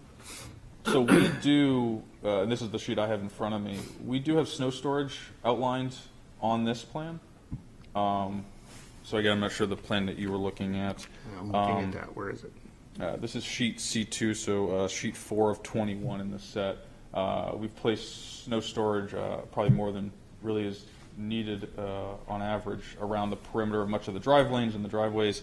In most of these areas too, it's up gradient of, say, some of the collection systems, and to your point, runoff from that, in theory, would flow to one of our collection systems, whether it's a catch basin, yard drain, and then ultimately to the bioretention system. For example, like the runoff from the pavement or the snow storage areas that do get collected by those reach the bioretention system that is based on NHDES program is designed for removal of numerous compounds. The snow program, that's an item that likely we can certainly look at specifically calling out for on the plan, or say the condo subdivision plan, wouldn't it definitely be something in the condominium documents if that was something to be required. Same with the fertilizer plan, and then invasive species, that should be, like we will see that addressed oftentimes in the HOA documents, just to make sure that everybody knows they are, say, prohibited from encouraging the spread of that, or responsible for maintaining it. We It usually should be an item in the O&M, though. We as well. actually usually put those as conditions of the approval, not in the HOA docs. Yep, it could live in both places. It should be right on a plan, but also it would have to live in the HOA docs as well. That's what most people are going to live by, not looking at the plans. I have a question for staff, and it's my last one. Certainly. On their plans, the bioretention pond is right up against the property line. It's to me, a structure. Does it have a setback requirement? No. Okay. The other question is that also shows a whole string of arborvitae over the property line. I would assume that we can request that they be moved back from the property line? On the landscaping plan? Yeah. Certainly. Yep, Just to sum up what was just the interchange that was just going on, is there a disconnect between what you as the applicant have presented versus what you're now saying you'd like to change in terms of the documents that Mr. Mahan was talking about? No, I think there's some additions, or it sounds like there's some pretty standard items that could be added to, say, the O&M report or clarified. I know there's some questions about the inspection frequency, and there's a difference with what we So specify. those are changes and additions then, perhaps? Potentially, if, say, the invasive species section, something like that, yeah. The monthly Additional. inspections. Monthly's in, so the monthly, I think what Greg's referring to is the monthly inspections are part of the recommended table, so it's kind of a one-sheeter that helps them know when they should inspect. Usually it says monthly or after certain size storm events. So that's really more of the recommendation for regular maintenance throughout the year, different than the yearly requirement that the report actually requires be generated. Just to be clear, I listened to the TAC meeting, and TAC spent a lot of time on monthly is too restrictive, change it to quarterly, and I'm still looking at monthly. Okay, so. That's my point. All right. If the board wants, yeah. Next, I mean, if we'd like, yeah, sorry. It just has to be consistent. Right. Tony? Yeah, and this is a little bit of a comment for staff and the applicant. A little disappointed in this application. I mean, inundation of unnecessary information, lack of clarity, confusing plans. Like there's a plan at the beginning of the set is nothing to do with what they want to do out there. It's like a mirror image of the site. It was really hard to go through this. I will tell you, as a planning board member, I don't need to see HydroCAD output. I'm not reading it. I'm a licensed engineer in the state. I did it 25 years ago. I don't expect anyone here is reading HydroCAD reports and trying to pick up on the stuff. I understand staff might, but if we can get these more concise and more clear, and that's to the applicant, a very unclear application. this disappointed in reading it and trying to understand the project. I'm glad my fellow board members picked up on things that I missed, the concerning about the slope. So I didn't have a question, and that was feedback. So if that's inappropriate, I'm sorry, but it's just really hard to look at this application. Andrew. I want to say that, like, we have two pretty recent and relevant precedent cases with this, 1171 Sagamore and 1163 Sagamore. They're both the same cluster development style, both of which have 10 units, both of which are about the same size. 1171 is 1.82 acres total. You've got 0.18 acres per unit. So conceptually, this is not unheard of. There are just some fairly large boulders, no pun intended, that I am trying to get over. A couple of which we have addressed already, some of which we haven't. The massing in general, I think, is a little bit overwhelming due to not so much the size of the homes, but what comes with it. So where do you anticipate contractors are going to park during and thereafter of construction? Where do you think the landscaper with his 16-foot box trailer is going to park? I don't know if you drive around Portsmouth all that often and see 11 different landscaping companies. Obviously, one of them will be used for the HOA in its entirety, but I do think that that has to be a consideration because they cannot park in this truck turnaround zone. Yep. And in the event that there is a fire or an emergency and some overnight guest is parked there, that's a real quandary for these homeowners, and I don't think the fire department's going to love it. I'm sure they've talked about it, but again, something to consider here. We aren't entirely against it doesn't sound like, but then you have a 137-foot barrier at the rear of the property that if that fails or is undermined by blasting that goes on at this site, the people in the Tidewatch condominiums are going to have to, deal with that. And maybe not financially, but it is a burden. And I think ultimately the neighborhood context is telling you that whether it's the slope, massing, or any of the other things I just mentioned, there's some adjustments that need to be done here. And ultimately, Sagamore Road is really sensitive. We have another application tonight that is doing the same exact thing, and I think a lot of the same comments prevail. So where do you have to make the adjustments here to achieve one of these safety matters or massing matters? Okay.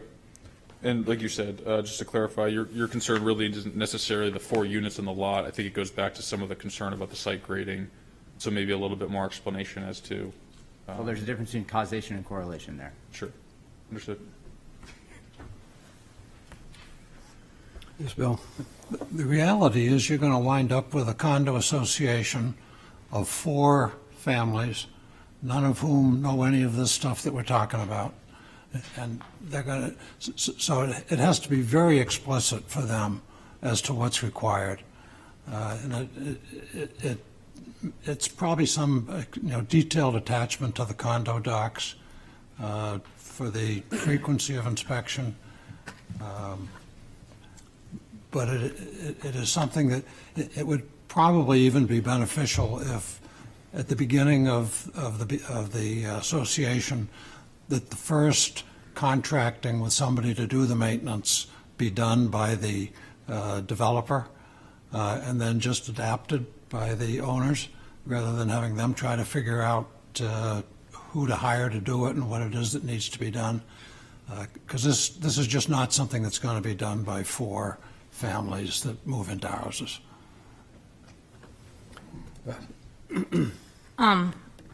To take a point on that, from experience, I know that very few people that buy property actually read their condo docs. I'm one of those few that actually read condo docs on a regular basis.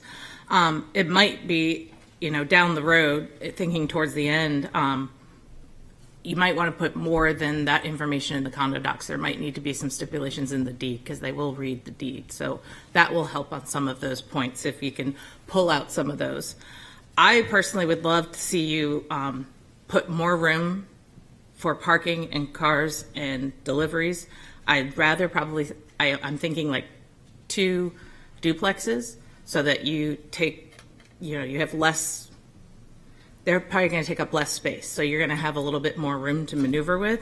They don't have to be quite that big. They can be, 2 duplexes might work a little bit better and be able to give more parking and more availability and maybe change the grade a little bit more if you move around how you access the properties. I just think that there's another way to do this that's going to be a little bit safer for the people living there, and most likely a little bit better for even the neighborhood. But I think this needs more work. My 2 cents. Yes, Joe? I'm reading the tea leaves here, and I'm wondering if it's Joe, appropriate. talk in the I'm so microphone. sorry.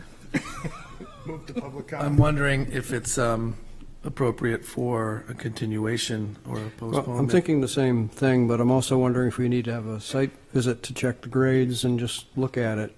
Some of us Might did be worthwhile. personal ones today, and it's daunting. I'm open to both ideas. This is not ready in my mind, and in fact, I couldn't support it. But Mr. Chairman, if Go I ahead. may, Mike Garrity with Garrity Planning Consultants, and I represent the applicant as well.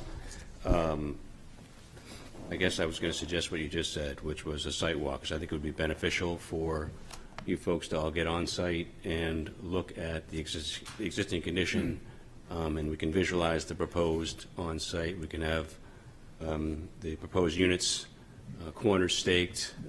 We have center line of a proposed drive as well, and with proposed finished grades for the proposed roadway as well, so we can really visualize on site.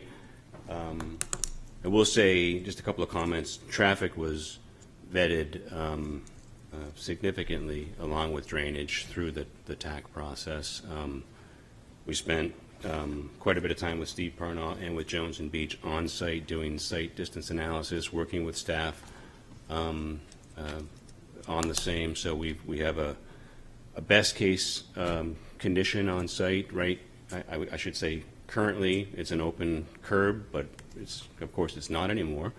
It was all, the property was all open frontage, so you could access the site from any location along its frontage. It was all paved and open for the current businesses. It's since been through the planning process and working with the city and with Severino. It's all, the sidewalks now have been installed along Sagamore Road, including across our frontage. So now we have one controlled point of access for the site, which is in the review by both our traffic engineer, our civil engineer, and with staff and peer review engineer, the safest location. Whether that meets all the AASHTO requirements or not is above my pay grade, but it's the safest location. It's the best location on the site. The proposed trips per day is less than the existing trips per day based on the current use of the site. So we're creating the best situation that we can, or a better, I guess, more conforming situation and a safer situation with respect to traffic. So, and we can get out there on the sidewalk and we can look at, sort of the sightline issues or sightline concerns when we get on site. But I think the sidewalk would be beneficial if you have concerns.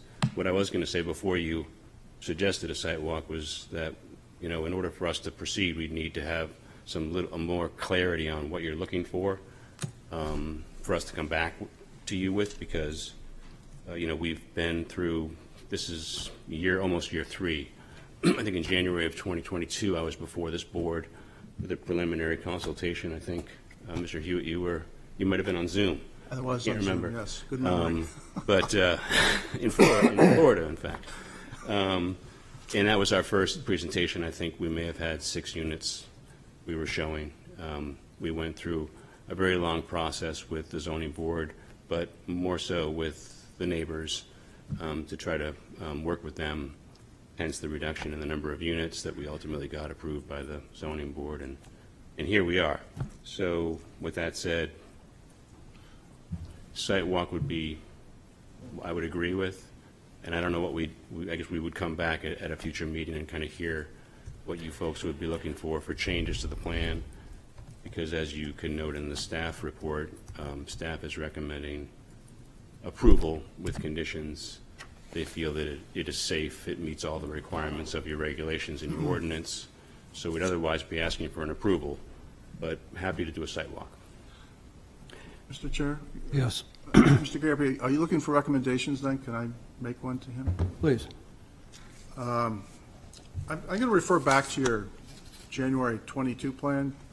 And the location of the drive was at Sure. the southeasterly end of your property. Yes, sir. And I think it would be helpful for everyone if you did a sightline analysis there. We did at that point. we did, sir. We did a sightline analysis At there. that point?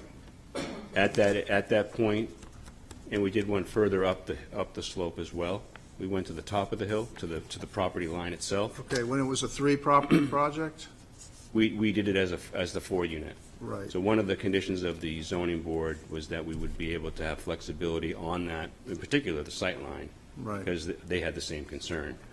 Because So I it mean- allowed us to sort of evaluate every point along the I'm frontage. just guessing, but I think the reason why your driveway was here back then is because that's where you got the best sightlines.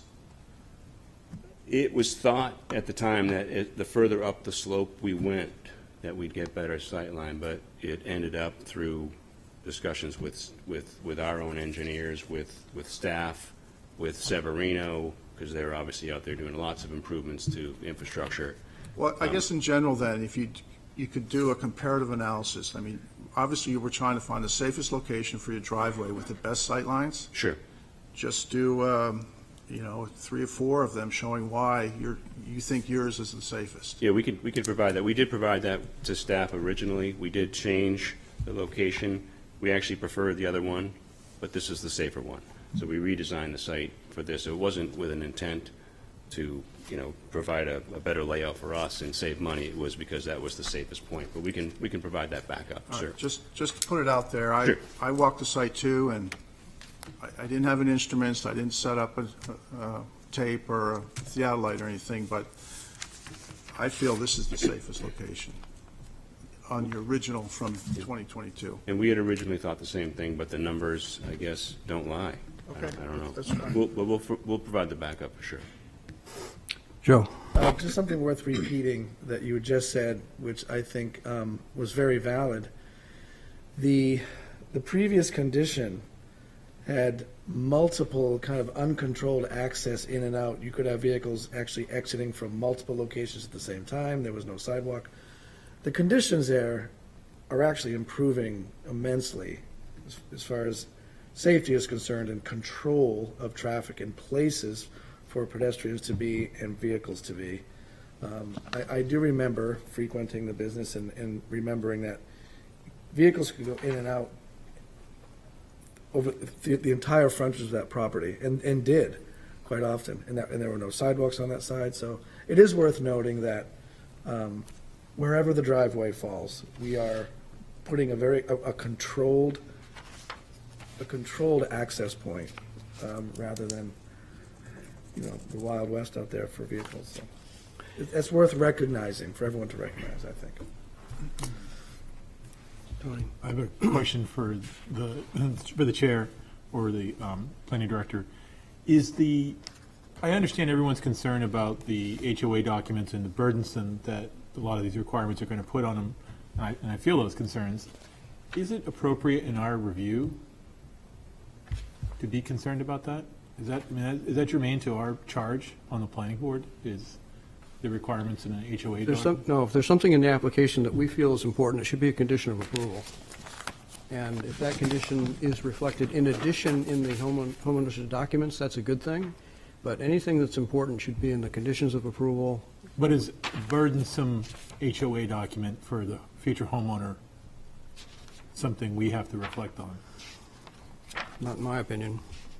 And if I could interrupt, or just maybe respond to that one point. Please don't interrupt, but you can respond. I do it at home all the time. I get yelled at by everybody. The frequency of the inspections was, as you indicated, Mr. Vice Chair, was once a month. I think DPW staff at the TAC thought that was a little bit burdensome and so we did agree to change that. It just didn't get into the document, and our apologies for that not happening. I'm not sure if that was a Jones and Beach checkbox for the final submission, or it just didn't get caught. But we can certainly address that. That's on us. So. Andrew? I agree with Joe's comments about how it's improving, and You should step up to your microphone, too. I think as someone who runs and bikes that road almost every day, it's definitely improving. And what I fear is not so much the actual sight line, not so much the actual access point, but the halfway. So like the hesitation between drivers going in and out of Tidewatch or in and out of any of those other driveways as people are cresting the hill or as cyclists are cresting the hill. That's where all of my fear lies as a pedestrian or alternative street user. And then driving, I've been guilty of the same thing as you crest the hill. And so there is a illuminated crosswalk not too far from this. All of these things play into it. So it is an imperfect science. And I agree with Mr. Hewitt how some of these alternative access points could work. And if we can walk that and if we can comprehend it, to your suggestion point, that's where I think a lot of the safety can be created or fear avoided, and that would make me feel a lot more comfortable. Yeah. I'm free next Wednesday. Well, if to that pick up, works. to add to your list of things to address, I touched on it, but, and actually, one thing that Andrew mentioned is an additional concern. If you have a landscape vehicle going into this driveway situation, we certainly wouldn't want that person having to back out. That would be a pretty horrible situation. And generally, it is true, when you consolidate a wide open space to a single access point, that's better. The thing here, because it's on a curve, that extra wide space that used to be there almost acted like a decel lane. It gave you extra room. And that's not something we design, but that's how things get operated. What was looked at, what's in the study, was stopping sight distance. What that is a vehicle coming northbound on Sagamore Avenue wanting to turn left onto your driveway. It's stopped, waiting for oncoming traffic, and another vehicle's coming up over the hill. Will it have time to stop without hitting this vehicle that stopped waiting to turn left? There's not quite enough room, but it's close. That's what your study says. That's one thing to look at. That's stopping sight distance. Intersection sight distance is for vehicles coming out of your driveway. That's somebody leaving one of these homes, resident or guest, trying to come onto Sagamore Avenue. And the more critical turn is the left-hand turn, again going northbound, because you have to cross the road, get in there, and get up to speed. AASHTO says it takes about 7.5 seconds to do that. You can look that up and find the right people to, check the numbers. But it's based on the information you submitted, you're more deficient there than you are in stopping sight distance. It's not a safe. Now, is it the safest of what you have for options? That I don't know. And Mr. Hewitt's study might show that. But that, as you presented it, adding in now the grade without having a landing on a north-facing slope, that's an additional factor. It's not a south-facing slope. So we've got a north-facing slope, an 8% to a 6% grade with no landing onto a public road. This is a recipe for problems. And one of our charges is public safety. So I'm deeply concerned by this. I think I've made that point, and I won't beat it anymore. But we do have a public hearing. I'm ready. I think we should hear from the public and see what they have to say. There may be other things that you need to take into consideration. But a site walk and a continuance to a later meeting is probably a good idea. But go ahead. One more point. If you look at sheet H1, it's a sheet 12 of 21 in the plan set, and it does, as was suggested by Mr. Ebby on the TAC, who's your traffic expert for the city, recommended doing advisory speed limit sign that we would actually put. It's going to be installed.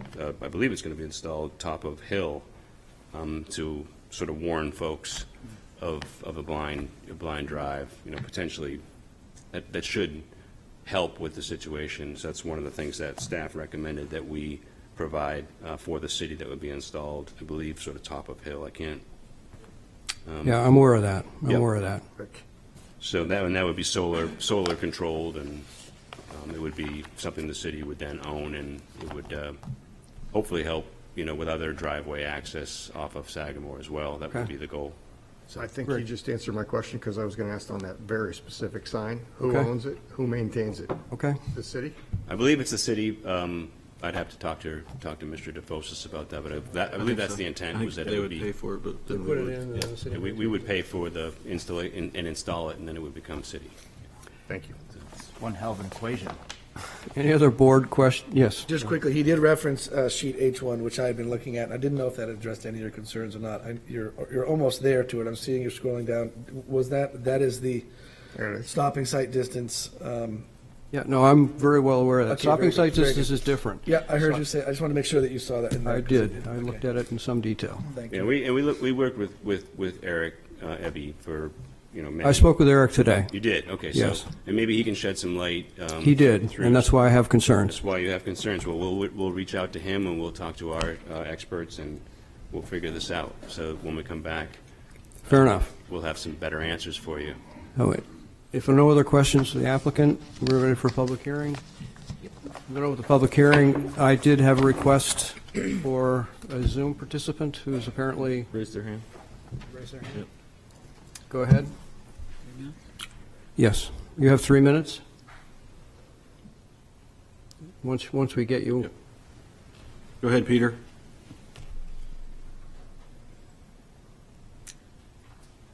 Peter, if you're there, speak up. Turn your mic on.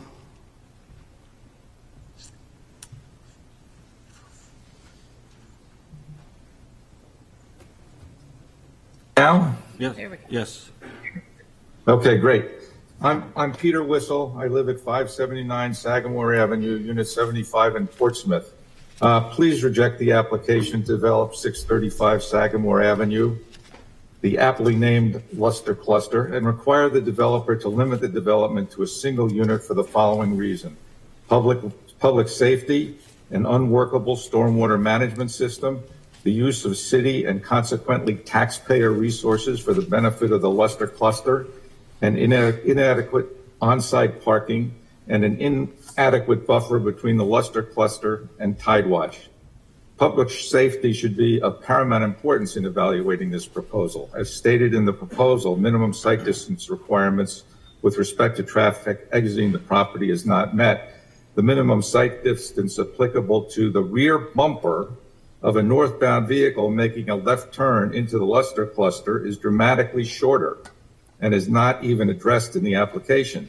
Why not? It is indisputable that 4 units will create more traffic and increased risk of collision than if the development is limited to a single unit. If there is a collision due to this requirement not being met, I believe the city could be held at least partially liable for its failure to take reasonable action to limit that risk. Why should the city and its taxpayers take on this burden? What is the offsetting benefit? The plan diverts less stormwater towards Sagamore Avenue and more toward Tidewatch. The stormwater management system proposes to manage that additional flow on relying heavily on infiltration. During winter in Portsmouth, the ground freezes to a depth of 4 feet. The entire site becomes an impervious surface, and the additional stormwater and snowmelt will flow unimpeded down the hill. Shouldn't that condition be addressed in this proposal? TAC's November 5th conditional recommendation of the project requires that monthly inspection reports of the stormwater management system be filed with and presumably reviewed by the Department of Public Works. This burden on taxpayers can be avoided if a single unit is sited on the property, which would preserve the existing contours of the property. Parking is not permitted in the Luster Cluster, a private driveway, and it is not permitted on Sagamore Avenue bike lanes. This is an unviable condition for prospective residents. A long but not exhaustive list of circumstances requiring parking is listed in my email. I hadn't even considered propane delivery trucks.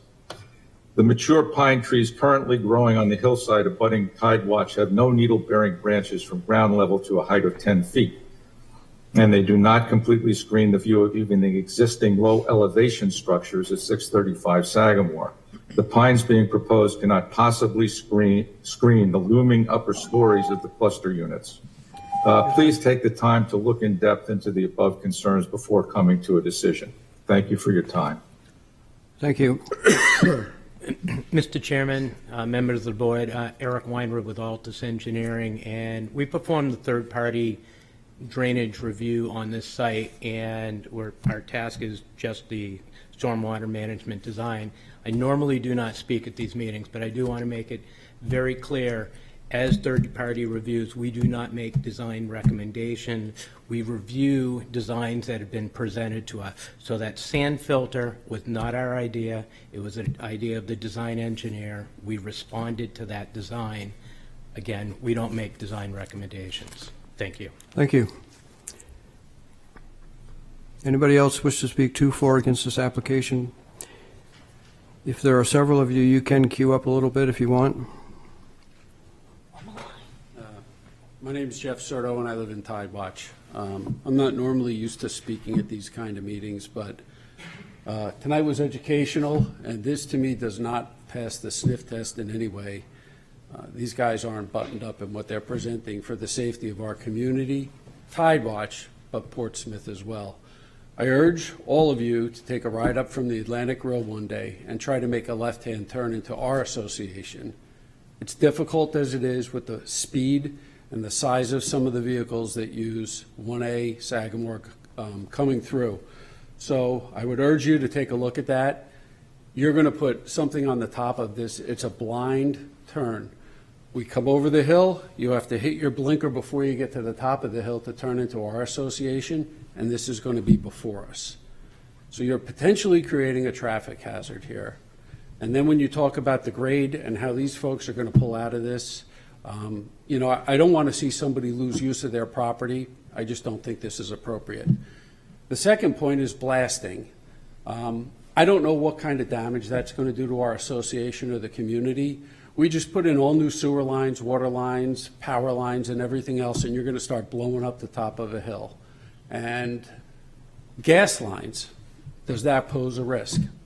I don't know about any of that stuff, but all I know is if you're going to blow up the top of a hill, we just went through multiple years of dealing with this street being paved and repaired and getting rid of septics, and and then finally, the runoff and the environmental. Who knows what happened in this property?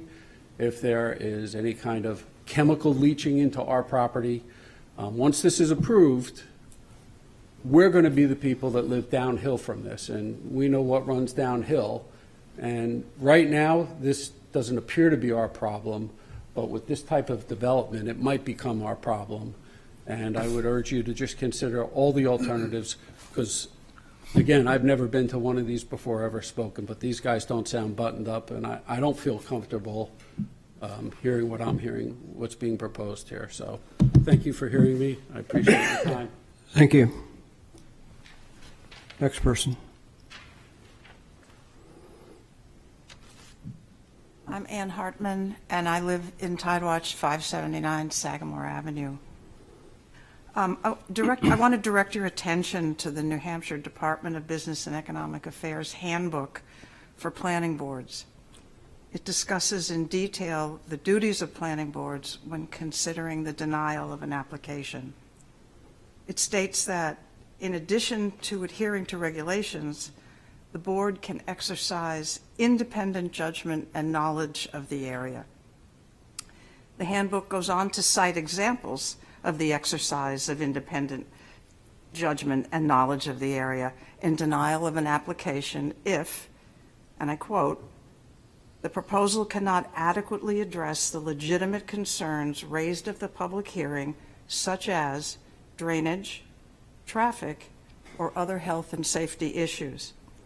We respectfully ask that you hear the legitimate concerns which have been raised consistently for several years now about those same exact, very specific issues, and exercise your independent judgment with special emphasis, in this case, on all three.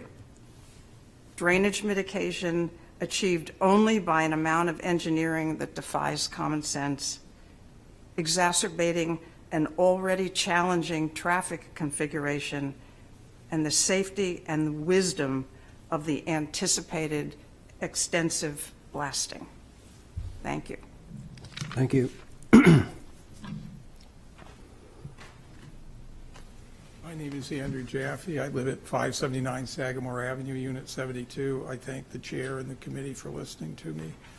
I won't repeat all of the discussion on limited parking, sightline problems, and the challenges of continued monitoring and paying for the runoff and potentially the traffic sign if it turns out to not be the responsibility of the city of Portsmouth.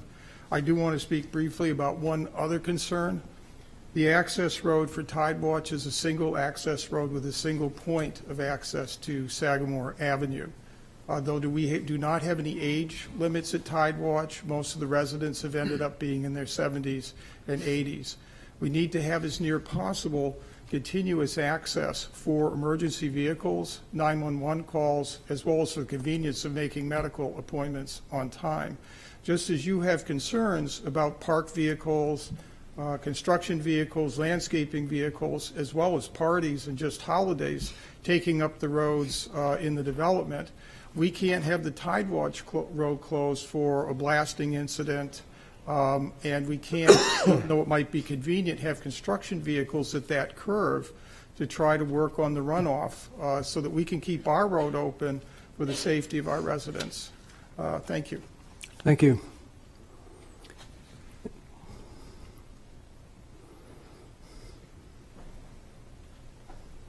Elise Gallo, 579 Sagamore.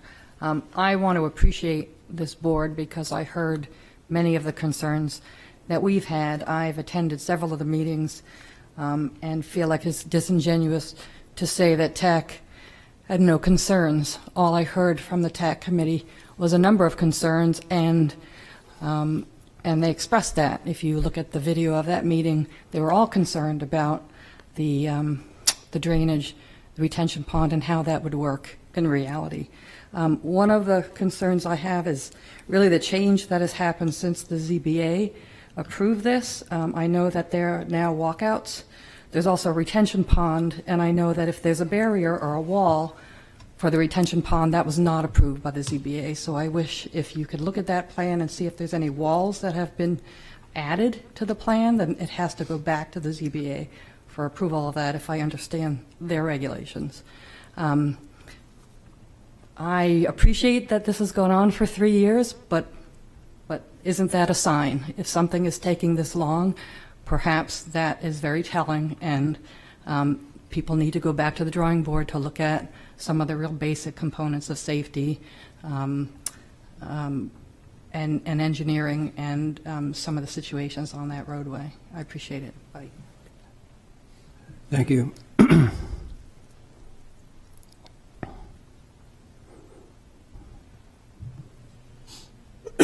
Good evening. Thank you. My name is Tim McNamara. I'm a Sagamore Ave resident as well. We're here tonight asking the planning board to do what we believe is reasonable based on all the time that has passed, the evidence presented, and the sentiments of TAC. Please tell the developer to reduce the number of units and/or send this project back to the ZBA for reconsideration. They didn't get to see all the stuff that you're now seeing today. This project was first presented to the ZBA in May of 22, approved not the next year. And we believe that was inappropriately approved, but I'm not here to adjudicate that or argue that right now. It first went to TAC in September of 2023, then again in April and 24, September, October, and November. And they reluctantly approved it afterwards. If you had not yet been able to look at the video, please do, and I have all their quotes in here documented as well. I've been working on this project since May of 2022 when I heard about it. While the developer has had experienced attorneys and engineers working on the process the whole time, we have come to this as citizens of Portsmouth, the public, as referenced in many of the documents. This is an overly ambitious proposed project that has too much risk or bears too much risk on the abutters and the general public. There is huge practical risk regarding traffic safety, inadequate line of sight distance for stopping, and no adequate parking. actually no parking other than the units themselves. Per the site plan review regulations, I'm not going to use all the numbers and the dots and everything else, but one of them, and that I bring up, is access ways and driveways shall, where practical, have an all-season safe site stopping distance, according to AASHTO, however you say that, in both directions. Where only a lesser site distance is obtainable, no more than one access way per single parcel shall be allowed. Now, I recognize it's one access way on a single parcel, but it's serving 4 units, which one might argue is 4 different parcels. So it's very dangerous in that regard. The volume is going to be up. Consider the fact that it's going to be the residents, their cars, their visitors, delivery trucks, different vendors that come through. It's a very dangerous situation, and it's a bike lane to boot that we just put on Sagamore. Thankfully, we put that out there. Driveways shall be limited to 1 lot, 1 per lot. So again, the same thing. Not only is this cluster, was that 3 minutes? That's your time. Okay. You can speak in the second round if you wish. I'll do that. I'll pick that up on the next item. Thank you. Any other first-round speakers? Anybody on Zoom? No one else has raised their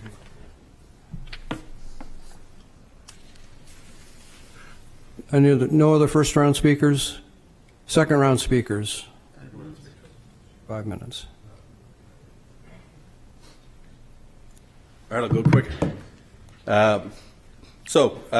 Again, driveways shall be limited to 1 per lot. Not only is the cluster not in the spirit of the original ordinance, one unit per acre was the original ordinance, by extension not complying with this requirement. The line of sight distance is still not adequate to comply with regulations. It's dangerous and irresponsible. Between 5:50 tonight and 6:35, there's the potential of putting 7 units in a very short distance on Sagamore Ave, which will be tough.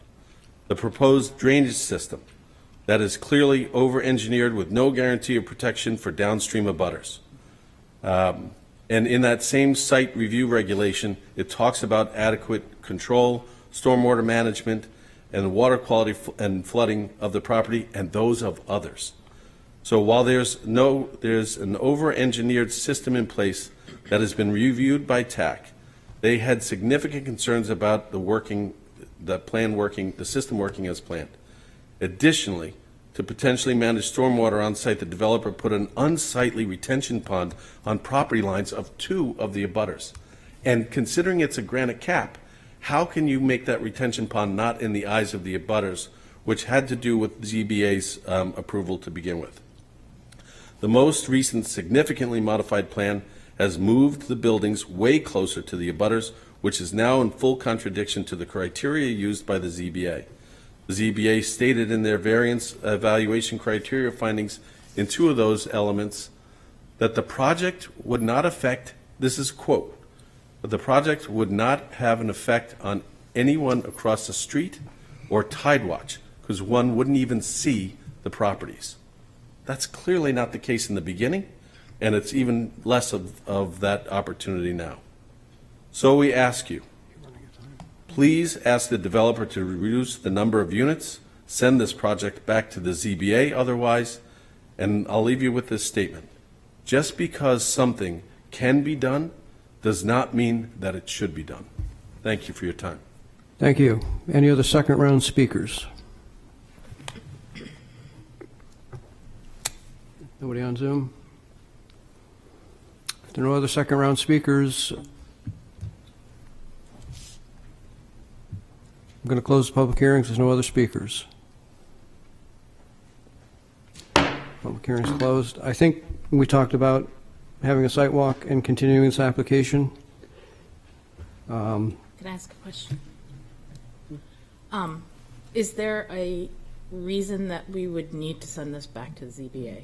It's been brought up a couple times now, so I thought we could ask staff if there was, because I don't remember ever seeing what got approved from. Well, the variances were for more than one principal dwelling on a lot and lot area per dwelling unit. And those 2 things haven't changed. They did have a condition that it can change with the site plan review. I mean, the changes to the houses were reviewed during TAG for zoning compliance, so they conform to zoning. So I don't know what the zoning board would be doing. I just wanted to ask, because Yeah. it was brought up, and I wanted to make Right. sure it wasn't something we should consider, that's all. If they change to duplexes, yes. So a change like that, I think, would certainly warrant going back.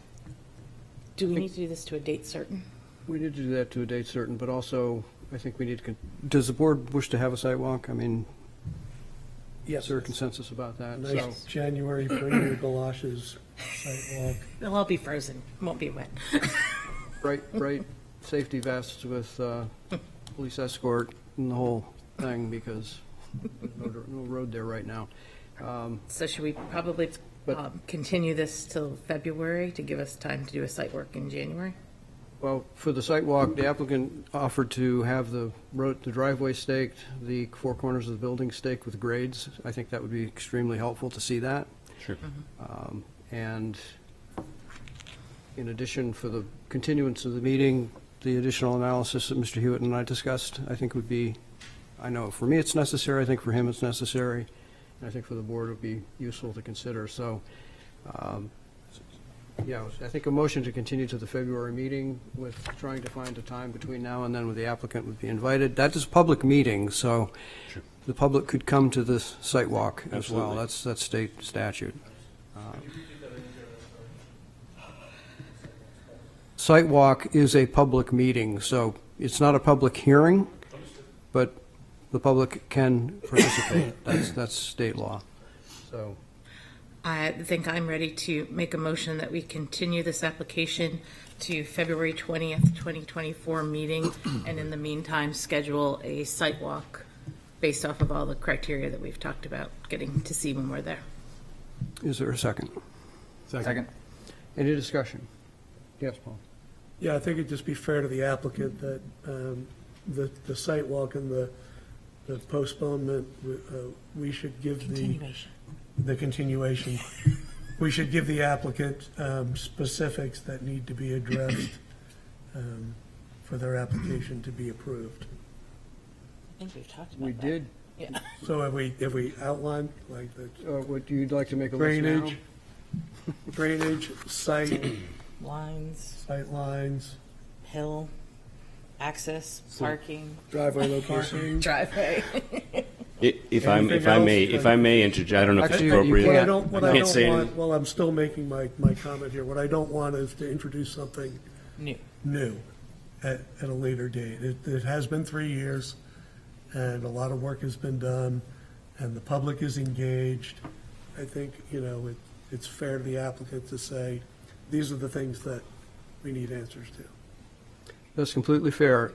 That said, we may find something else with more information being submitted to us. So we're not going to limit the jurisdiction or the venue of the board, look at what it will be looking at.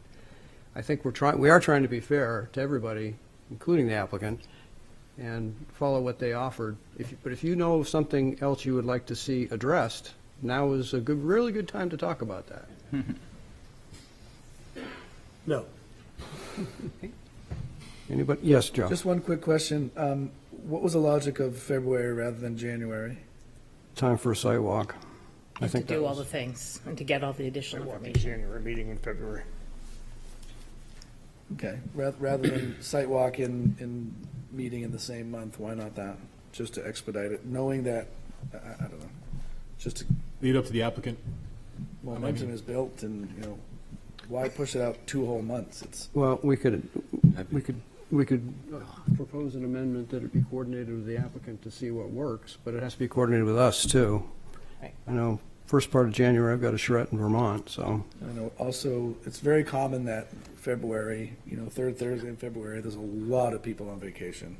I think school vacations as well, and, School vacation. what's that? Mass school vacation, the fourth week is.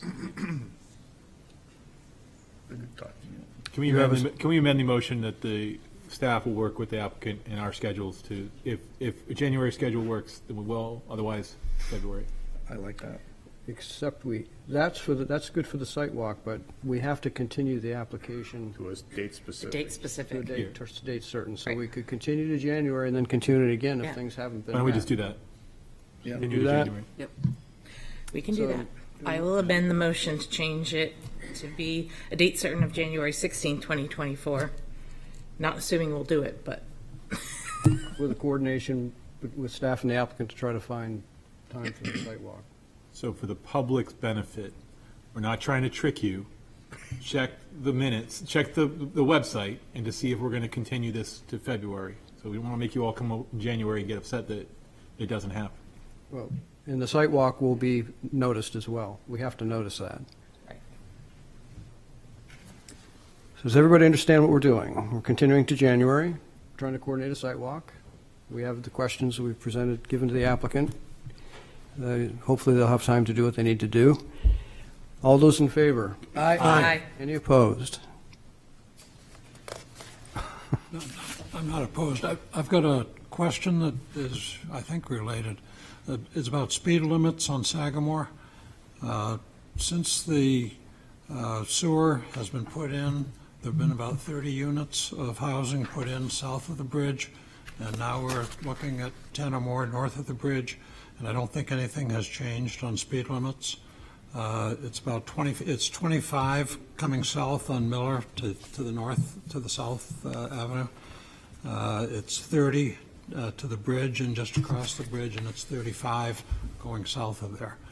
So if I don't know how we ask the Department of Transportation or the city to revisit speed limits. I discussed this with Eric earlier today. They do have their speed monitoring equipment. He's expecting probably a small change since the paving's been done. So I'm sure the applicant would want to get most current information, not be tripped up by that at a later meeting. I'm thinking all the way down to the Rye line, if they would look at that. Okay, thank you. Mr. Chairman, if I may just make one brief comment. You're not supposed to. It's not really related to the application, although it is. Our apologies to Mr. Weinreb. Ian sort of pinch hitting for Joe Coronati tonight, so he wasn't as familiar with the project, that the design element that we spoke of. I think we're good on that. We're We good just on wanted to that. make We sure understand. that we just We're wanted to good. make sure that We're that good. we were We're good. not misrepresenting Eric in this process. So, thank you so much. Appreciate the clarification. Everybody want to keep going? You want a 5-minute break? 5-minute Again? break? Yes, please. 5-minute break. Yeah. Sounds good.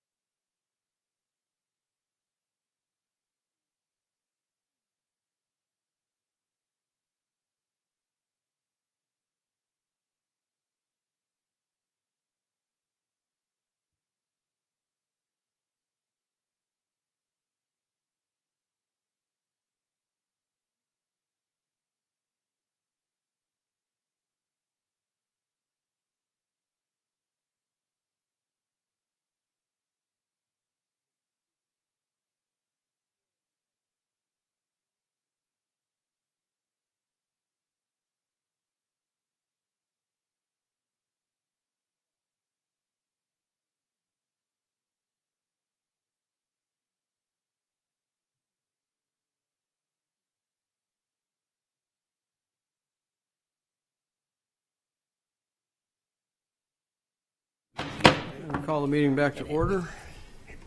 We've gotten out of sequence here. Golo next? Golo, yep. Okay. Next item on the agenda is request of Golo Inc. as owner of a property at 2059 Lafayette Road, requesting site plan review approval to demolish an existing mixed-use building and construct a new 8-unit residential building. This property is on Assessor's Map 268, Lot 13, and lies in the Mixed Residential Business, or MRB, district. Who is here to present this application? Eric Weinrib with Altus Engineering. Good evening, for the record. Eric Weinrib, representing Golo Inc. and the James A. Labrie Trust of 1991. With me tonight is Mike Labrie, trustee, and the gentleman from Portsmouth Architects. Excuse me. This property was developed in the 1970s as a mixed-use property. It has gone through many expansions and renovations over the years. You all may remember it from back in the days when it was the Chug-a-Lug, and I certainly remember going there in the 80s on my way to the beach from my days at UNH. Property is on the corner of Hoover and Lafayette Road. It has a wide open access and vehicles backing into the right-of-way along Lafayette Road, and then also access at the end of Hoover Drive, and then a smaller driveway at the end of the property on Hoover as well. What we're proposing to do is raise the existing building, all the infrastructure, close off the existing driveway, the free-for-all driveway along Lafayette Road, close off the driveway at the end of Hoover, and create a single driveway into a new residential building. It's going to have 8 units, underground parking with 16 spaces, 5 spaces for visitors and handicapped outside the building, and it will create a safer access by moving the driveway off of Lafayette Road, creating all access in and out by driving in and out and not backing into the right-of-way.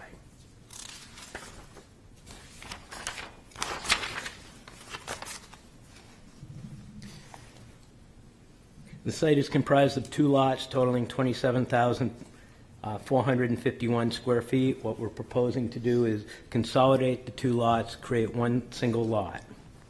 Last December, we received 2 variances from the Board of Adjustment. One was to allow a residential density of 3,430 square feet per unit, where 7,500 square feet per unit is allowed, allowing us to move forward with the 8-unit multifamily dwelling. Second variance was granted to allow parking between the street and the principal building in the secondary front setback. That allows us to actually have the parking between the building and Hoover Drive, those 5 exterior spaces. And what it does is it creates that safe access way into the site. The building is set back from Lafayette Road, allowing us to have some nice landscaping in front of the building, as well as a stormwater management area in front of the building. From a stormwater management perspective, right now, and it will continue, is Lafayette Road is super elevated. So that means that a lot of the runoff from Route 1 in front of the site drains across the existing parking lot down to the north side of the building, creating some not natural erosion, but erosion that is being maintained, and then sending the water to the northeast corner of the property and running into the residents' property along Coolidge. What we're proposing to do is capture the runoff that's coming off of Lafayette Road, treat that in a rain garden, shallow depression that will be lawn in front of the building, and route that around into the closed drainage system on Hoover Drive. A secondary, smaller rain garden will treat the runoff that's coming off the parking lot in the back of the building area, and then that will be captured and closed drainage into Hoover Drive. What that does is it allows us to treat all the runoff that's coming off the site that was previously wasn't treated. So we're improving the stormwater management overall on the property. And we're reducing the runoff onto the residential property in the north or down towards Coolidge Drive in the east. And getting that into the closed drainage system that would be doing elsewhere as it goes through the residential properties in the Coolidge and into the Hoover Drive drainage system. In addition, through the TAC process, the TAC committee asked us to replace the sidewalk from our site with, all the way up to Lafayette Road down to Hoover Drive, to Coolidge, and widen that out to 5.5 feet, I believe.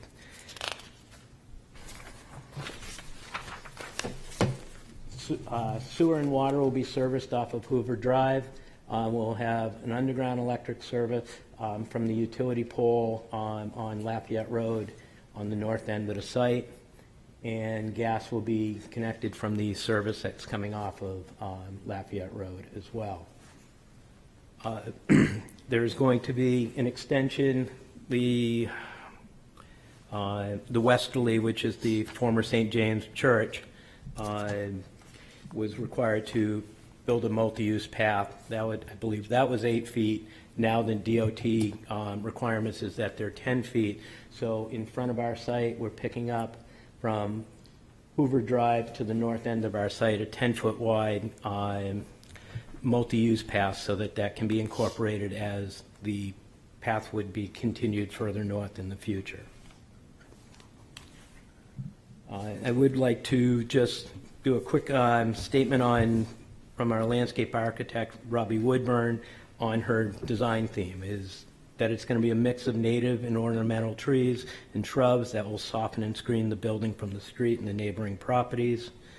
Proposed street trees along Route 1 include black topilo, serviceberry, and white oak, which are all salt tolerant and which Route 1 gets a lot of salt, as well as they're native. Evergreens are proposed along the north and east property lines under the existing trees to remain, and a foundation planting of native and ornamental shrubs will ground the building and soften its appearance as seen from the street. Those are not my words.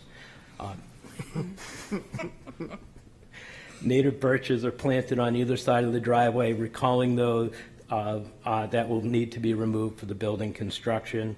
And from an irrigation standpoint, we're going to have temporary irrigation for the first 2 years after planting, or until they become adequately established. And then the plants that we've chosen are hardy and tough and will not require planting. One other thing I'd like to point out is, and you can see it on the landscape plan in the bottom right as well as the middle right, is that there are some really nice mature oaks, and we've done the best we can to maintain those throughout this, well, not on the site, but in that area. Site lighting will be all building mounted with the exception of some bollard lighting on the pathway around the back to the entrance, and I think that's about it. If you have any questions for me, the architect, or Mike, we're happy to answer them. Questions of the applicant and the team? Not a question, just a statement that relocating the drive off of Lafayette is wonderful. It's wonderful. You had me there.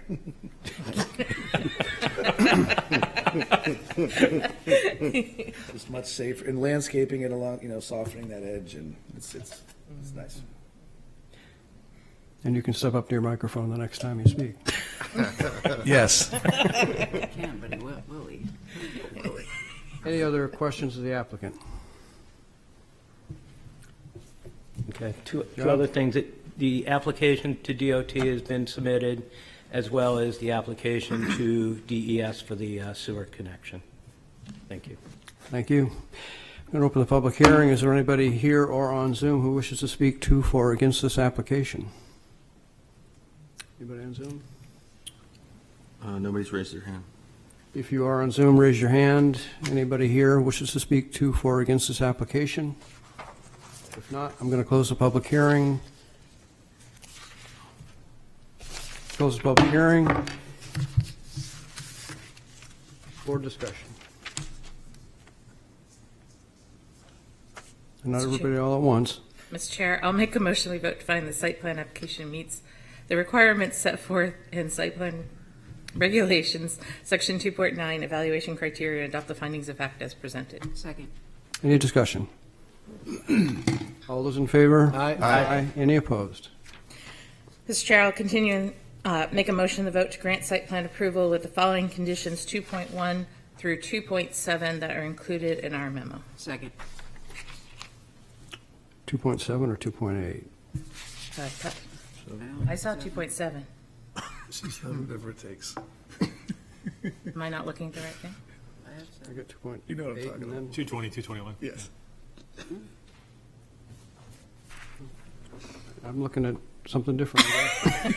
Like, Okay. I printed these out so I could look at them very carefully. The one that likes paper. Yeah. 2.7. And a second. 2.7 and a second. Any discussion? And I won't interrupt.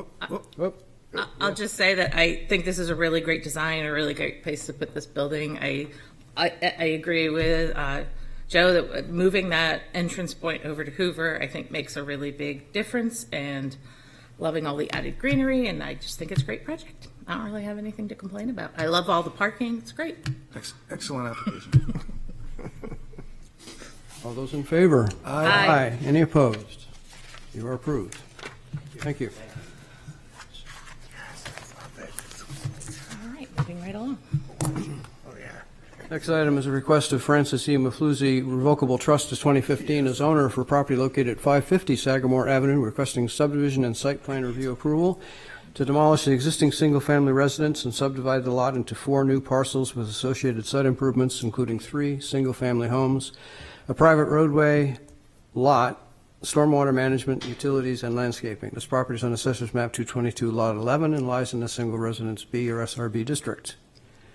Who is here to present this application? Eric Weinrib with Altus Engineering, and also with me is Jenna Green from Green and Company, who's the option holder has P&S on the property. Excuse me. The owner is the Francis E. Mafluzzi Revocable Trust, which I believe there is represented in back. And we were before you actually in July for a preliminary review of this and get your input on the site design for the 3-lot subdivision that we're proposing. We do feel that it's a fairly straightforward subdivision, and we, excuse me, and just lost my trains. So anyway, the Easterly survey completed a detailed existing conditions survey of the site. We did find a small isolated wetland on the property, which is highlighted in green here, which is just over 1,000 square feet. It doesn't meet the criteria for any wetland buffer and protection. The lot is 62,754 square feet in area. It's 1.44 acres. It is in the SRB zoning district, which has a minimum of a 15,000 square foot lot size, which is by itself, this land has enough land area for 4 lots. Minimum frontage in the ZIC district is 100 feet. The parcel has 140 feet along Sagamore. Working with the Mafluzzi family, we presented both a 4-unit and 3-unit development on this property as a single parcel. Multifamily is not allowed in this zoning district, and so we had to go to the Zoning Board of Adjustment. And that goal was, by doing that, was to create a subdivision or development that retained most of the back portion of the lot. And the Zoning Board denied the 4-unit. We came back with a 3-unit. They denied that as well. And I think that their logic behind that was that we were able to prove that we could actually build a subdivision, so we didn't have the hardship. So we are here now with a conventional subdivision requesting with a private roadway. And so that's the 3-lot subdivision right there. All the crosshatched areas are drainage and utility easements so that it's a private roadway, so that the homeowners association will be able to maintain the drainage here. Even though it's a fee simple subdivision, because it's a private roadway, that each lot will be required to be part of a homeowners association, so they can maintain the roadway, they can maintain the drainage system, and so forth. Excuse me, losing my voice already. And I keep saying it's a 3-lot subdivision. There's 3 buildable lots. It's actually, by requirement, there is a 4th lot, which is the right-of-way that is part of the development that will be owned by the homeowners association. We are asking for 3 waivers this evening. They're all interrelated, and those are intentionally to reduce the site impacts and the impacts to the abutters. We've asked for a 40-foot right-of-way where a 50-foot right-of-way is required. We're asking for 20 feet of pavement where 32 feet is required, with a 5-foot sidewalk. We are asking, actually, instead of the 20 feet, we widened the cul-de-sac area out to allow for the emergency vehicles. That went out to 20 feet, and the street line property line radius of 50 feet we're asking for, where 60 feet is required. Also in your packet is a copy of a concept plan, which is a fully compliant layout, and we provided that so you can see that we're not asking for these waivers to get an additional lot. We can actually make the subdivision work with a fully compliant town or city road with a 50-foot right-of-way and 32 feet of pavement. We feel that for 3 lots, that's an excessive design. The narrow road and the cul-de-sac, we have shown that it's fully functional for emergency vehicle. The ladder truck turning template is included in your package. Each lot meets the minimum lot size and the required frontage, and has an ample building envelope, and we've demonstrated with 3 lots on here showing their building, showing the integrated grading plan and the stormwater management. There are 2 bioretention basins on the lot, and in the rear there's one that treats the runoff from the back half of the site. There's one up along Sagamore that treats the front runoff, and then those are the majority of the runoff, and then there's a smaller 3rd rain garden in the center of the cul-de-sac that treats the runoff from the paved surface.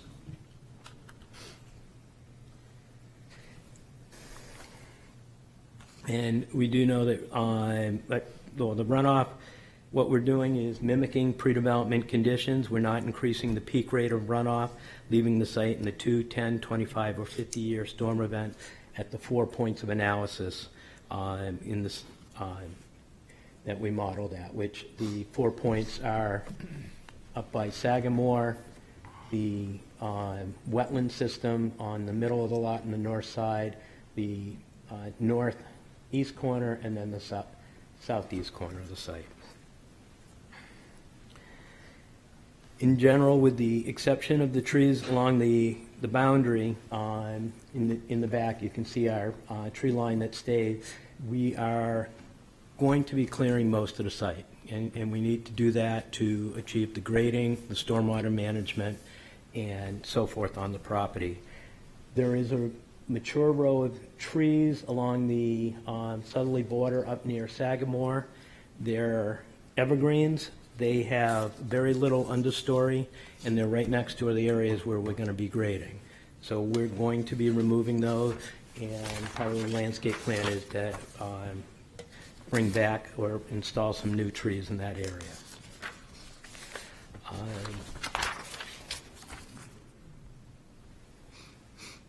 Right there. I think that addresses my initial presentation. Have have any questions of me at this time. Questions of the applicant?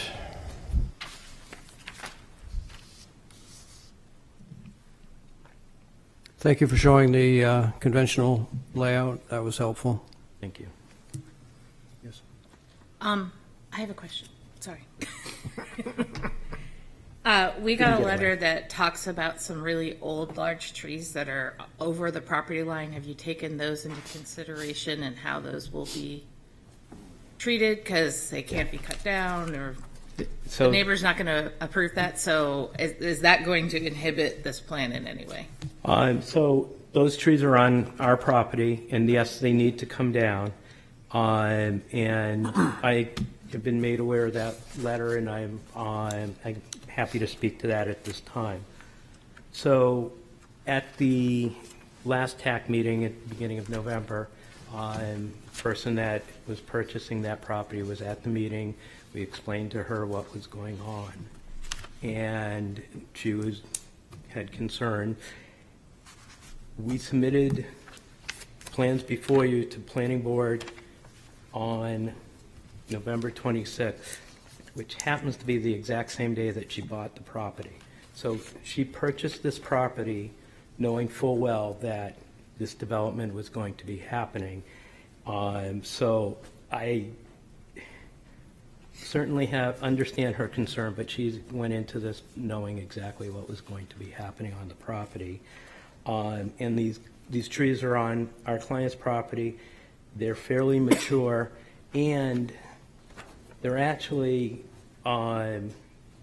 shadowing over her property. And as evergreens, I would be concerned of having them there because they're going to deteriorate the roof, and they're creating all sorts of issues with shade on that property. So I've heard her concerns, and I certainly are aware of them.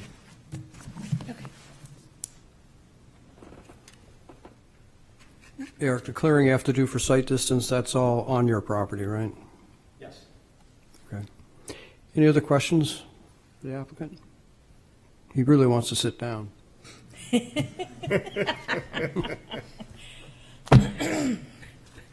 no other questions. You can sit down. Sure. Torture Eric.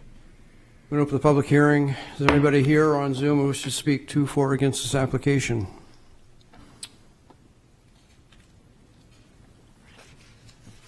Name and address for the record, please. Christina Willie McKnight. I live at 546 Sagamore. Is it possible to get the map thing up there?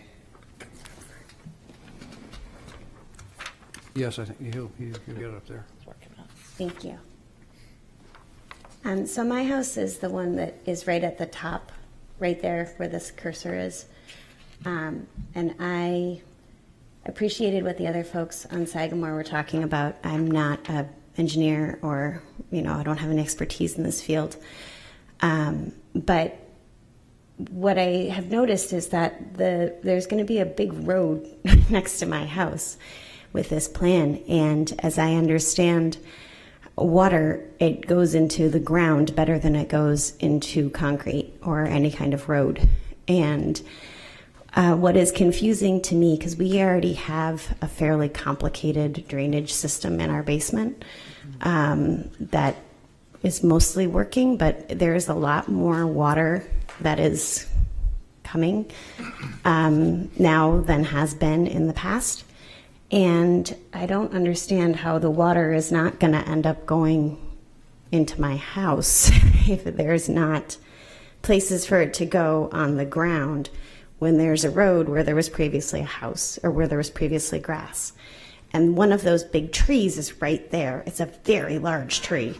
And I am assuming that means it comes with a very large root system, which holds water. So I just don't know how that works, but it seems like it's going to impact my house. Thank you. That's all. Anybody else wish to speak to or against this application? Hi, my name is Stephanie, and I'm your newest lifelong resident of Portsmouth, New Hampshire.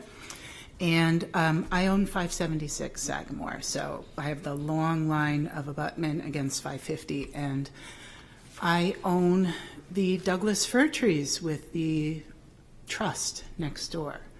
So these plans were drawn errantly, not including these 8 enormous fir trees, the largest of which has a circumference of 70 inches.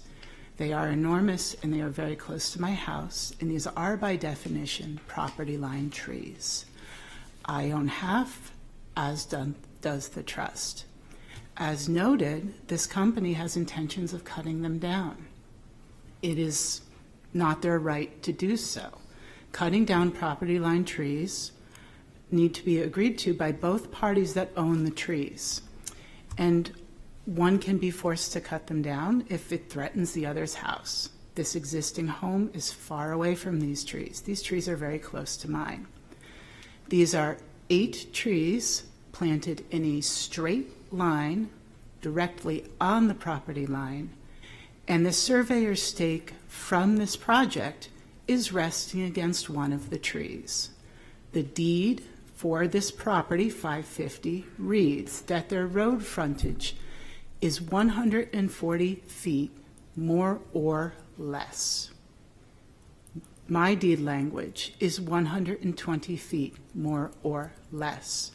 That sort of wishy-washy language is because they used to define property lines by trees. So these are my trees shared with the estate. So I understand that this property may be subdivided into 3 separate units, and these buildings may be built. And you've seen by my letter that I have other concerns about that. But in this instance, these 8 trees have root balls and will need to be kept in place because I am not cutting them.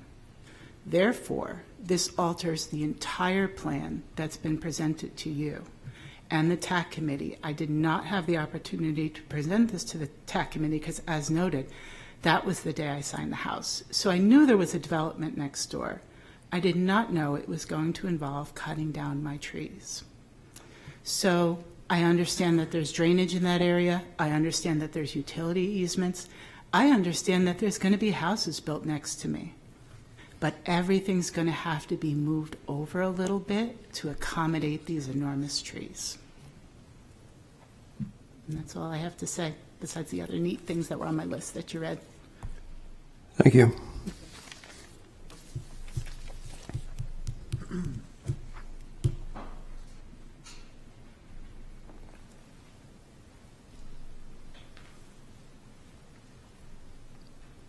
Hi, my name is Susan. I'm at 594 Sagamore, and I just wanted to speak up about the traffic. So I'm going to be in the middle.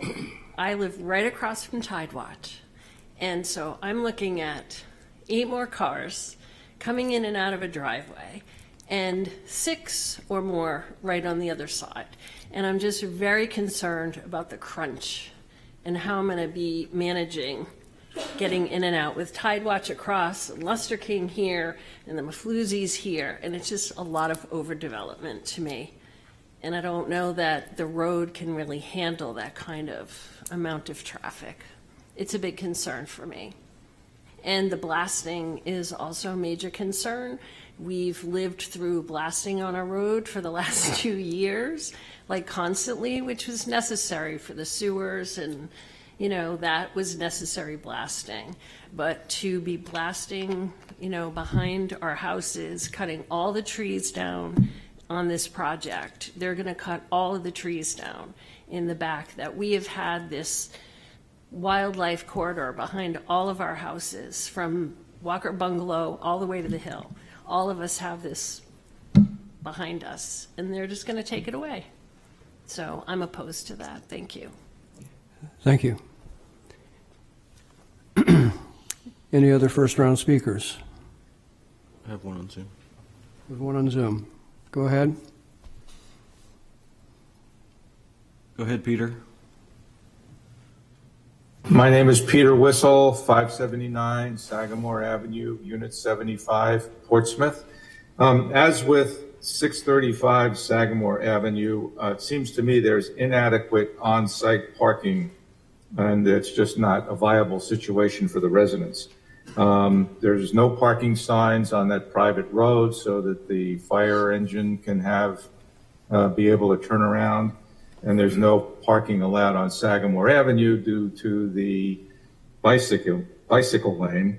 So, the number of situations where multiple vehicles need to, or, where parking would be desirable are numerous. You've got unit owners who may want to host a summer barbecue, an open house. When these properties are listed, you've got a dozen, or I don't know how many, realtors who will want to walk through the property. I don't know where they're going to park. Family holiday dinners, newcomer club meetings, birthday parties, bridal showers, baby showers, multiple life events, and practically the landscape vehicle with its inevitable trailer needs a place to park while it does its work. I just don't see how the way this proposal is structured that there's adequate parking for the residents and the vehicles that would be necessary to come in there to service the units. That's all. Thank you. Thank you. Any other first round speakers? Any second round speakers? There's no other people who wish to speak to, for, or against this application, including the applicant. I'm going to close the public hearing. Close the public hearing. We have waiver requests and the additional issues. Were you moving forward, Beth? Oh, I thought you were looking at me. nope, sorry, I was trying to get organized. Would you like a motion? Sure. Yes. Vote to grant the requested waivers to the subdivision standards as outlined in the applicant's memo. Pick one. A strict conformity would pose an unnecessary hardship to the applicant. Waiver would not be contrary to the spirit and intent of the regulations. Second. Discussion?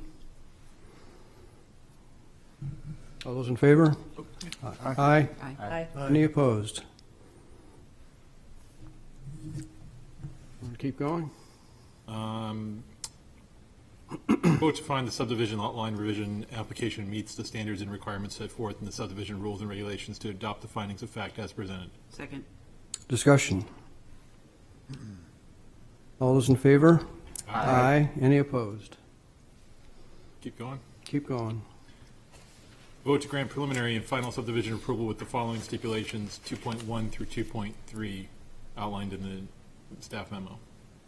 I would like to, Second. if I can comment too. Yes. Well, I guess my comment is more about the site plan approval. So. Okay. Any other discussion about this motion? All those in favor? Aye. Any opposed? Vote to find the site plan application meets the requirements set forth in the site plan regulations, section 2.9, evaluation criteria, and adopt the findings of facts as presented. Second. Any discussion? Now's your chance. If I may, I wrote down some issues here that I think warrant discussion. There's obviously the trees, and I think it's a civil matter. That'll be decided between the parties involved, surveyors, lawyers, and such, and it's not really our realm. And just to address some of the public comments, the blasting, the state regulations, city regulations allow blasting on property. They have to take precautions and monitor that blasting, so it's not something that we can deny an application for if it's necessary. If it was related to an environmental impact, then yes, we might, but this is just if it's necessary, it's just be kind of a normal procedure, as unfortunately the neighborhood is well aware of. Traffic, 3 units, I have a hard time just, in my mind, picturing that having an impact on Sagamore Ave. I mean, obviously it's the site distance stuff, but more as an engineer, we have to review the data that's presented, and it seems to meet the standards. So we couldn't point to something that is a violation of our ordinance. And the last comment I'll have is raised by the public was the parking. And little surprised by that comment. It seems like there's an ample driveway space, unlike some of the other applicants we've seen tonight. So I didn't have a problem with what I see as plenty of parking on the site. And I'll add to that, just the applicant did show a fire vehicle turning around, getting in and out of the site, and that's why he changed the pavement width in one location. Andrew, go ahead. Two brief items, one a little more important than the other. One is with respect to vegetation. Walker Bungalow is a heavily and densely vegetated area where people buy specifically on that road to be kind of in this forest style. Obviously, you're buying on Sagamore in a very different light, but nonetheless, the rear part of Walker Bungalow, I think, is relevant and still demands some attention. So vegetation is important. Second is, while I don't have any immediate qualms with this style of development and subdivision, we are setting a rather dangerous precedent with subdividing 3 lots in an SRB zone. It's a bowling alley lot with, I think, marginal frontage, and it is a highly trafficked area. So as we move forward, I think my mind just goes to the precedent that someone with a similar style lot in Portsmouth can raise their hand and realize that they may have 3 lots as well, and that's kind of scary. So I don't know how we proceed with that in mind, but it's one of those things that people buy in certain zones for these reasons because they want one house next to them, not 3. Well, I think we talked about this a little bit when it first came in, Right. and as they've shown, they could do a 3-lot subdivision without any waivers. Yeah. I think what we talked about is considering possibly a zoning amendment to allow a multifamily building, which would have less environmental impact. That's something we can talk about. Great. I just wanted to add to what Tony said. I don't want it to sound like we're disregarding public comment. It's important, as Tony said, to what's in our purview. Right. For example, there's a question here about, somebody needs to grant an easement for a rock wall. That's, as Tony said, a civil matter.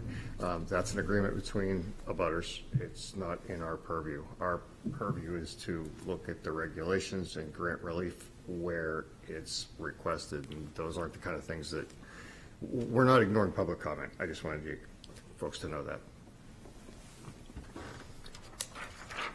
Anybody else? All those in favor? Aye. Aye. Any opposed? Keep going. Vote to grant site plan approval with the following conditions. Conditions to be satisfied subsequent to final approval of site plan, but prior to the issuance of the building permit or the commencement of any site work or construction activity, and those are listed in the department memo 2.1 through 2.3, and then conditions to be satisfied subsequent to final approval of site plan, but prior to the issuance of certificate of occupancy and release of the surety. It's 2.4 through 2.5. Second. Any discussion? All those in favor? Aye. Aye. Any opposed? Thank you.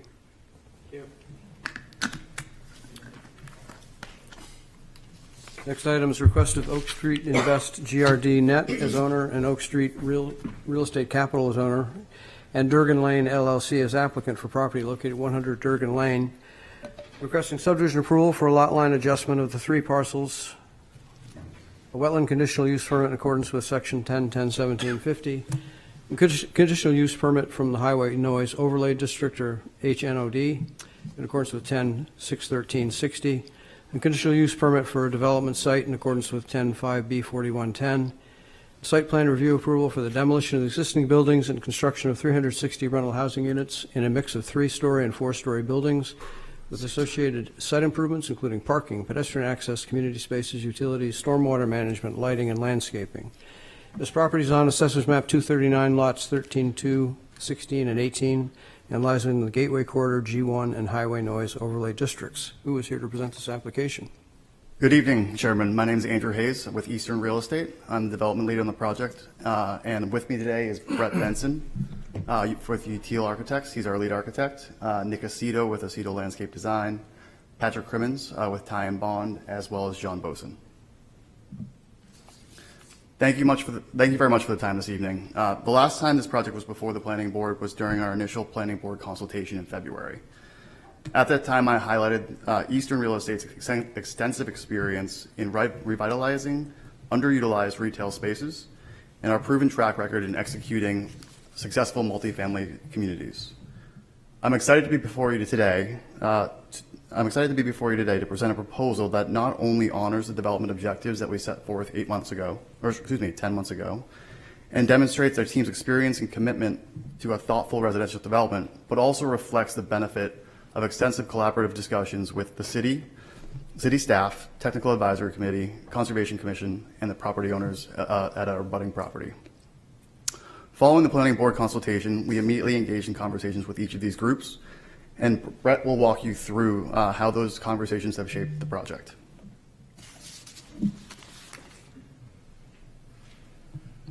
All right. Thanks. Good evening, everybody. I'll try to be brief, given the time. Peter, you could go ahead to the next slide after this one, and one more after this. Great, thanks. So located between Route 4 and Woodbury Avenue, the site has primary access from Durgan Lane. The site is just over 26 acres and includes a vacant big box store, formerly Bed Bath & Beyond, and the Christmas tree shops. And it's primarily flat and paved with asphalt, with some wetlands and the associated buffers at the edges of the parcel. Next slide, please. The proposed development includes 360 rental apartment homes in a mix of studio, 1-bedroom, 2-bedroom, and 3-bedroom units, spread between 17 3- and 4-story buildings of 12 and 24 units each. The development includes 573 parking spaces and approximately 2.7 acres of community space. So our project objectives really have remained the same since we first presented this project to you all in February. They are to create a project that is compliant with existing zoning, first and foremost, one that's sensitively scaled both to the site and to the city of Portsmouth overall, and also one that prioritizes public space with thoughtful urban design. We really want this development to feel like it's connected to the surrounding community, not an island unto itself, and we're improving the multimodal connection along Durgan Lane and also into the site. We're prioritizing sustainable design strategies, minimizing development impact on the site, and protecting the surrounding wetlands. Next slide, please. So I've summarized here what we heard from you all at our conceptual consultation in February. You asked for a traffic study, which is complete and included in the submission. You asked us to focus on community spaces that will serve residents and visitors alike, and to provide a wayfinding strategy to make public access clear. You asked for an acoustic study, which is complete and included in the submission. You also asked us to study solar panel readiness and EV car charging. And you asked for some detail on the easement and maintenance agreements, and all of that's complete and also included in the submission. Next slide. The project has gone through a pretty robust review process, including nearly 24 meetings with city staff, TAC, and Concom.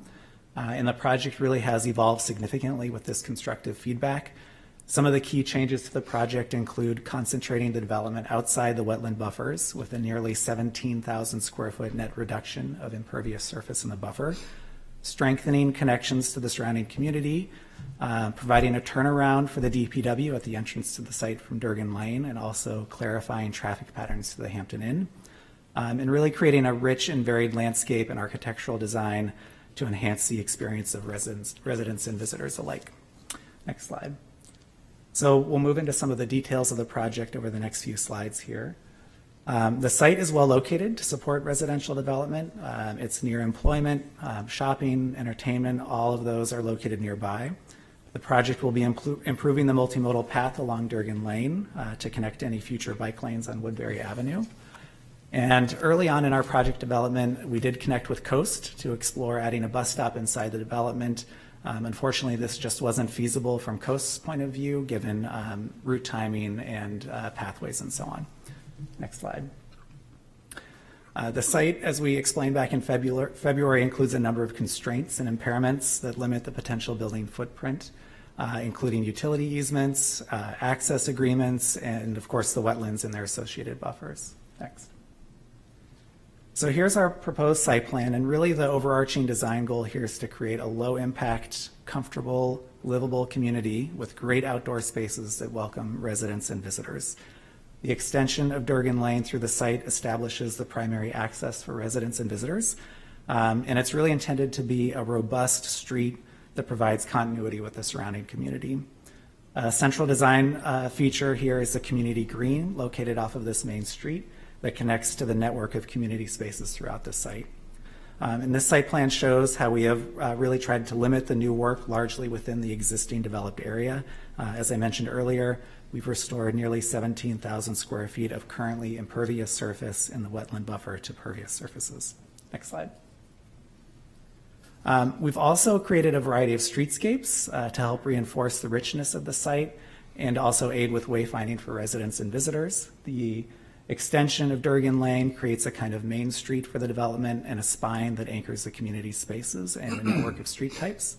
And we're preserving the existing connections from south to north with the connector street. We've also located primary access to Hampton Inn along this connector to keep hotel visitor traffic off of the residential streets. And finally, we've also created a shared street or muse that branches off the central community green. So I'm going to hand it to my colleague Nick to go through the next few slides. Thank you, Brett. I'm Nick Aceto with Aceto Landscape Architects, project landscape architect. This has been a really constructive 12-month plus or minus process working with the Conservation Commission and TAC and our project team here.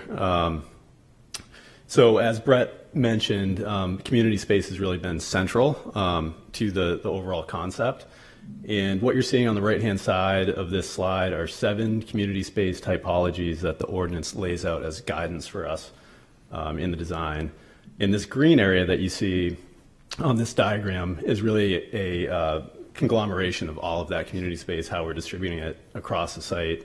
The zoning requires a little over 2.5 acres, as Brett mentioned, and we're providing about 2.7 acres. So the coloration that you see on the diagram is intended to illustrate kind of the active versus passive community space zones. The lighter green is the more active central space, as Brent mentioned, with active park space at the center, shared street, and then kind of moving outward from there. The darker green is more passive space that we've worked really closely with Conservation Commission to shape with a lot of sensitivity toward the natural forested buffer around the periphery of the site. Next slide, please. So zooming in a little bit more, again, one of the central components of the site plan that Brett mentioned was this connectivity along Durgan Lane that you see on the bottom of the page. And we're extending that up through the site, thinking of that as a kind of almost an urban street condition with street trees, on-street parking, a little differentiation in the paving material, and then connecting with the that central park space, that kind of those green squares that you see toward the center of the site. It's the site is really organized around that community green.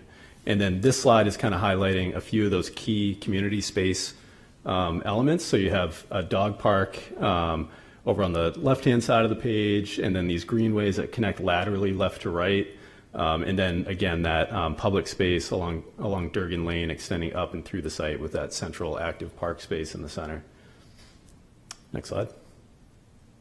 So just a really quick and rough diagram here to again illustrate this idea of pedestrian connectivity through the site, both left and right on the page, or north and south, and then also east and west along Durgan Lane, with more of a concentration of active park and community space toward the center of the site, and then creating more passive transitional landscape as you proceed toward the edges, being really sensitive to the forested wetlands surrounding the site.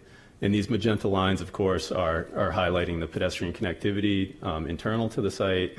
And along Durgan Lane extension, we're really trying to create a framework for community space and how we organize these 6 different or 7 different community space typologies across the site. Next slide. And then this is diving in a little bit deeper to the full variety of community space types that we're providing and distributing across the site. We have 6 different types of the 7 that are available to us from the zoning, and they each have very specific definitions about how they are defined spatially, their character, and their implementation. So we've worked very carefully with TAC and input from Conservation Commission and the full team here working collaboratively to identify those typologies on the site. So just to run through these quickly, the red at the center of the site is intended to signify the active park space, that community common that Brett was mentioning. That's kind of stitched together by that blue rectangle there right in the center. That's a shared street condition that we're really excited about. And we'll have some imagery to show a little bit more detail of what these spaces will look like. But that's intended to be kind of a flexible space where you could see food trucks and some community events. And then just to the left of that, there's an orange box there that's signifying a pocket park that's adjacent to that wide sidewalk community space type that we're thinking of as kind of these urban street conditions. That's the yellow lines that you can see extending kind of laterally left and right and then up and down on the page. And then connecting out, again, thinking about transitioning that more formal landscape from the center out to more naturalistic landscape conditions. The darker green there and the kind of lime green along the edges are signifying, again, kind of that reclaimed native transitional landscape, being really sensitive to the buffers and the edge conditions. So this is kind of a 3D tilted bird's eye view of that previous slide showing real time how we've designed these spaces. You can see kind of proportionally how they're defined by plantings. You can see that central common in the center of the site and how the building massing really helps define and provide definition around those outdoor rooms.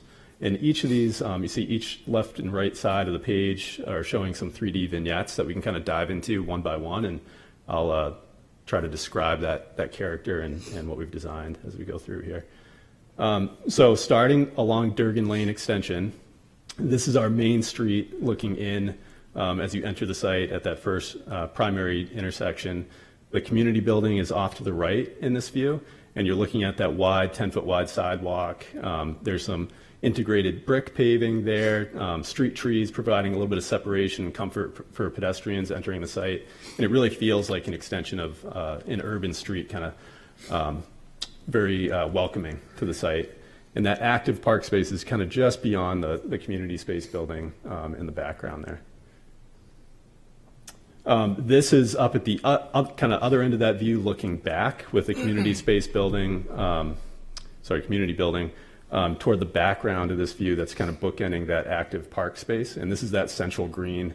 You can see there's some tan area in the middle. That is that shared street that we're excited about where the street elevation actually comes up to the same elevation as the central common space, and that'll allow, again, for food trucks, small community events, and kind of shared usage of that space. So it's not just a regular parking lot, but it's kind of exciting community space. We also have some fun and playful elements here. The swings or suspended benches off to the left-hand side, some pop jet fountains kind of bookending this side of the community green, and then those lawn panels just providing space for a little bit of light recreation and sunbathing and play. This is looking at one of the more intimate spaces. So this space is kind of bookending, looking in at the shared street condition kind of in the background. The community building would be out of view off to your right, and then Durgan Lane Extension, that urban street, kind of comes up right in the middle ground of this view with the street trees, the lighting, and the planting providing some definition of that space. You can see there's some enhanced paving, places to sit, a simple lawn panel for some bathing and socializing, but simple space adjacent to the urban street or Durgan Lane Extension. Next slide. So just a couple more here. This is a view looking along one of the greenways. Again, this is that transitional landscape, kind of a corridor condition, where you can see the landscape planting that we're proposing is a little bit more of a native condition. This is where we're transitioning from more of the formal landscape, where you see the community building kind of in the background of this view. That's looking in toward the active park space. In the background behind you in this camera view would be the rain garden and the forested wetlands beyond kind of the native landscape. So this is that transitional landscape in between. And we're kind of working with the geometry, this shifted geometry across the site that you actually see reflected in the buildings as well, and creating these landings or moments just for some quiet, restful moments. And then one neat idea here, just to mention that we're really excited about, is we're proposing reclaiming some of the granite curbing that's in that very large commercial parking lot today, and utilizing that in the ground plane to help signify that kind of central community space backbone for people, kind of giving a visual cue. Next slide.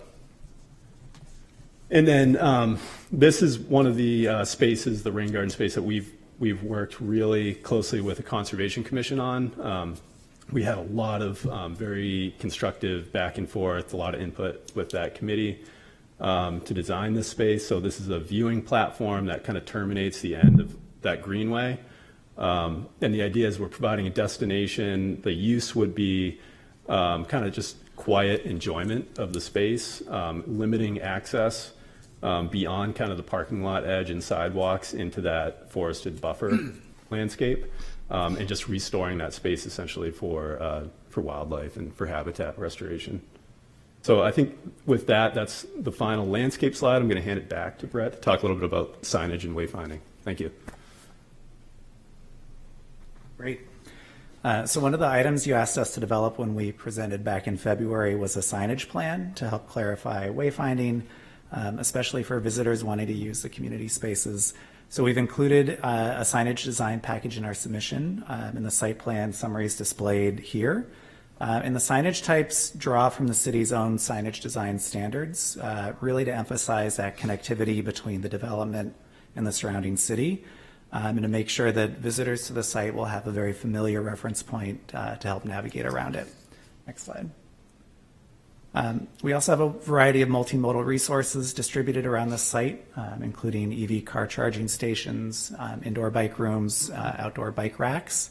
The outdoor racks especially are strategically located to serve both visitors to the residences as well as visitors to the community space. Next slide. And then this slide really is here to help illustrate that we've thought through site logistics such as trash removal, move in, move out, and mail and package delivery, and so on. Next one. So maybe I think we'll just scroll through some of these next images. Nick described the landscape items pretty well, but just wanted to enlarge these a little bit. Here's a view from the Central Community Green looking across the Mews, really thinking of that as a place for food trucks. This is a view of the Greenway, really the effect of trying to capturing a walk through a linear meadow through that space. This is the wetland buffer. So the Conservation Commission really encouraged us to develop a clear boundary between the protected buffer areas and the spaces designed for human occupation. So you can see here the low wood barriers along the buffer edge that will also be reinforced with signage. And then here just beyond the buffer, that rain garden overlook that terminates some of the community space that will include some educational signage on it. And our goal with the design of the buildings is to be really supportive elements to frame the outdoor spaces. We've created a diversity of building types, 3-story walk-ups, 4-story elevator buildings, as well as a pretty wide variety of building massings and entrance locations so that there's a kind of vitality and variability in the development. Next. So that variety is really reinforced with changes in the building scale and entrance locations. We do use a similar sloped roof shape in many different configurations and combinations so that each building type really takes on its own character. Next one. And we're also using accent colors to help identify points of entry throughout the site. All right. So we'll now move into the technical approach and some of the technical aspects that were included in our submission. So the site is located, or a portion of it is located in the Highway Noise Overlay District. And we've been working with our acoustic consultant to generate a computational analysis of our design proposal. And based on this analysis, the image on the right, the project is going to include a freestanding noise barrier wall that's going to connect also to resident garages in the southwest corner of the site. This is going to help mitigate noises in the common outdoor areas that are closer to the highway. And then our exterior wall assemblies of the residential buildings will provide sufficient mitigation to meet the noise thresholds of the ordinance. Next one. In terms of sustainability strategies, we've really been focused on both the site and the buildings. So this includes really a low-impact urban design strategy that prioritizes respecting the wetland buffers, decreasing the impervious surface compared to the existing, and reducing the heat island effect, both with landscaping and high reflective roof coverings. We have EV chargers and rooftops that are an electrical infrastructure that is solar ready. Building systems are going to be all electric and high efficiency to help reduce energy use throughout the site. And we've also been paying very close attention to daylighting and ventilation in the residences to promote a healthy indoor environment.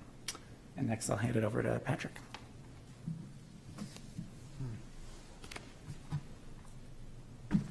Thanks, Brett. Patrick Crimmins with Ty and Bond. I'll be very brief given the time. So if you want to go to the next slide, Peter. So what we have here are the plain black and white plans, not the nice graphics that Nick and Brett just went through. I won't go through this site plan in detail as Nick and Brett just did a good job doing so, but just wanted to demonstrate what's on this plan. It is the 17 buildings, the 573 proposed parking spaces. This depicts the 3 proposed lots. There are 3 existing lots. We're revising those lot lines. They comply. It's all spelled out in detail on that site data block that you see there to the right of the site plan. Just to highlight a couple of the ancillary site features that came out of the TAC process, and Brett mentioned them briefly through his presentation. You can see that we now have a separate access to the hotel. That was through the request of the DPW. We've worked that out with the abutter, and we're moving forward with that, and they've approved that. We have a turnaround at the entry. You can see there. That is another request of the Department of Public Works so that they can access the site and make a turnaround. While plowing is occurring, we'll grant an easement for that. And then lastly, it's kind of at the bottom of the page, but there is an exhibit also included in your package. We'll be building a 10-foot multi-use path from the site out to Woodbury Avenue. There is a small 5-foot sidewalk. We're going to be improving that to a 10-foot wide multi-use path. One thing I did want to highlight while I am on this piece, there is an exhibit in this package that also depicts this, but it's mentioned in your staff memorandum as part of the site development conditional use permit. The planning board may increase building setbacks when there are incompatible uses. I just wanted to point that out because of the way the constraints that Brett pointed out. The site at the front lot line there has that large overhead utility easement, and then beyond that, the wetland buffers then extend further into the site. So we've located the buildings in a manner that avoids, obviously, the easements and the wetland buffers, but that would require the planning board to extend the building setback. Next slide, Peter. Quickly, I'll go through these. These are the technical plans, the grading and drainage plans. It's a series of rain gardens and stormwater treatment units throughout the site. Nick highlighted the primary rain garden, which will also serve the primary stormwater functions for the site, but also dual as a very aesthetically pleasing landscape feature. The grading and drainage complies with the City of Portsmouth site plan regulations, and in addition to that, the site will require an NHDES alteration of terrain permit application. We actually already have submitted that to AOT and since received comments. In fact, we received it today. They are very minor, so we're actually anticipating having that permit within the next month once we respond. Keep scrolling, Peter. This is the utility plans. Again, Brett highlighted the extensive review that we went through at TAC. But there are a lot of utilities out here, but all carefully laid out. We have water, sewer, electric, and with respect to the water and sewer as part of the Technical Advisory Committee review process, there was a third-party peer review done for the water and sewer.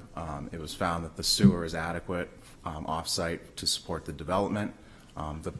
With respect to water, we are agreeing, and it's a stipulation that was recommended by the Technical Advisory Committee, as in your staff memo, to upgrade a portion of the water main in Woodbury Avenue, which we agree to do. So that kind of summarizes, the technical black and white plans really quickly. Just touching on the required permits here as we're closing out.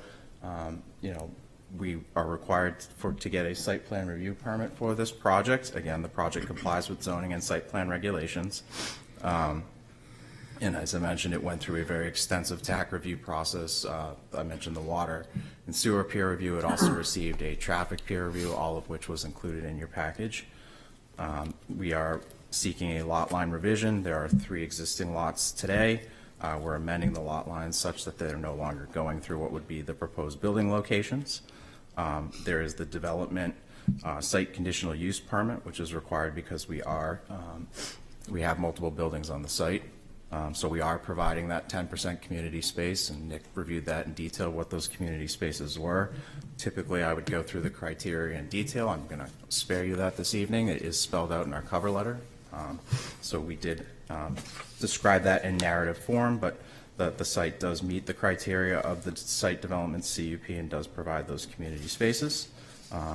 The highway noise overlay, we did a noise study, as Brett highlighted, and there's a small acoustic barrier in the back corner of the site that will be provided for the project as a result of that noise study, so we do comply with the highway noise overlay.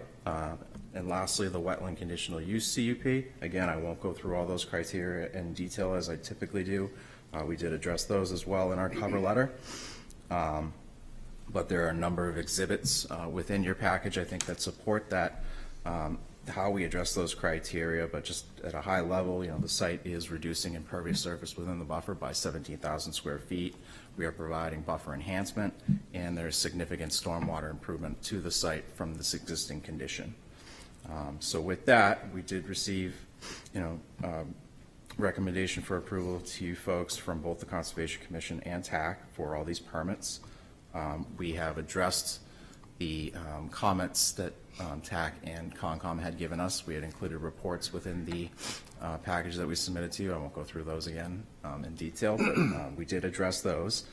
We've read the staff memorandum and the stipulations that are recommended as part of the approval, should you approve us here this evening, and we take no exceptions to those stipulations. Just 2 housekeeping things. One is, Bill, I'm going to ask you to sit for Mr. Simonos, who's recused himself. Excuse me? I'm asking you to sit for Mr. Simonos, who's recused himself. Just, I think you knew that, but we're also past 10 o'clock, and we're just going to keep, I assume the board just wants to keep going to. Motion passed to go past 10 o'clock. Second.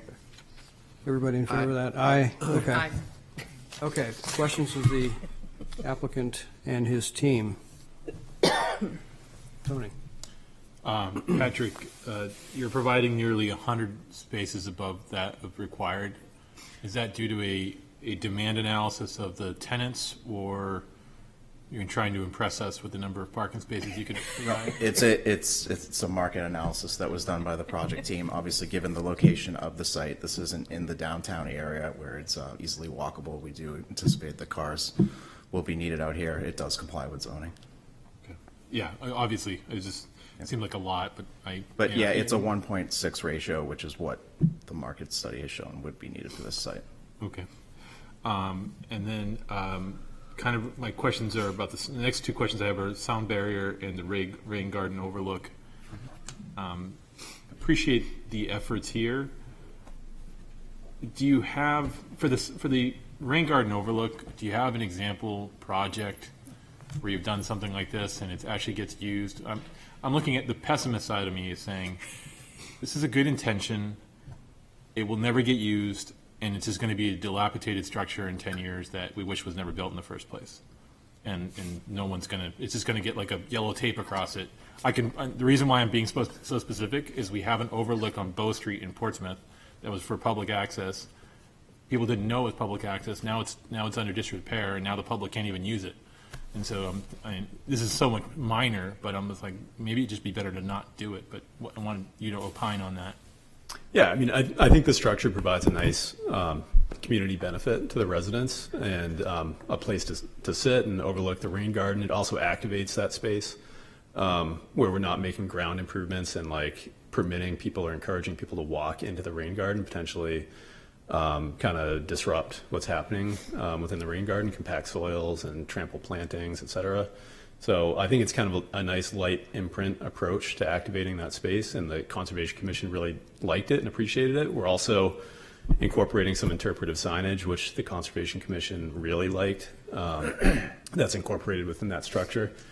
The framing would all be pressure-treated framing that we have in our detailing, so lifespan on pressure-treated is pretty To steal lengthy. someone else's words, you had me at incorporated signage, so. Fair. And then to the sound barrier, I was recently at NHDOT presentation in this room, not recently, it was almost a year ago now, about I-95 sound barriers, and they talked about the effectiveness and the height they really need to be. And I'm not a sound engineer, but it was something like 10 times the height. Whatever the height is, you multiply it by 10, and that's the only realm that you're going to get any improvement whatsoever. So if it's 6 feet, you're going to get 60 feet, and you're not even across the parking lot yet. Again, are we going to have the structure that just deteriorates over time? We're like, what did we do this for? You know. It's a good question. I'm not a sound engineer either, but I do have their report, and I can assure you they did a computational analysis using Department of Transportation software with all of the kind of inputs that the New Hampshire Department of Transportation would use as well. And at that 6-foot height, complies with the noise ordinance requirements. Fair enough. And it will have signage too. Interpretive signage? Right. I'd just like to say I really love the fact that you moved the entrance to the hotel and took it out of the residential area. I think that's a real bonus.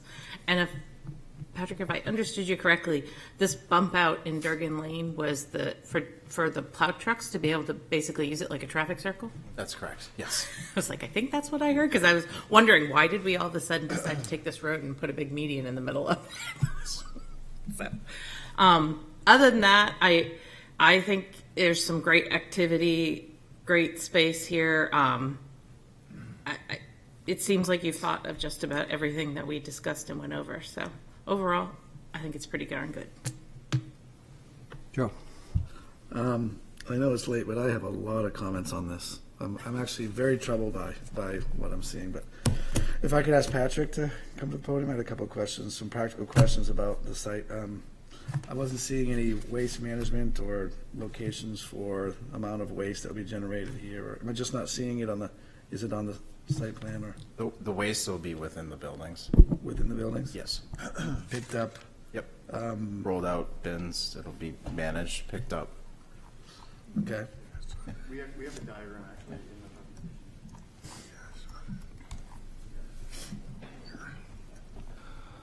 So sorry, I glossed over this given the time, but happy to answer questions about it. So each building or grouping of buildings has its own dedicated trash room. So trash will be picked up from each of those trash rooms, brought to a central location in the upper left corner of the site, which is the little icon of the dumpster, and then trucked off site as required to meet the needs and the capacity of the residents. Thank you. I did not see that before. That's clear. That is clear now. Just one of the comments that was made at the start of the presentation, that this was not an island unto itself. It most certainly is. There's nothing about this area that is suggesting community at all.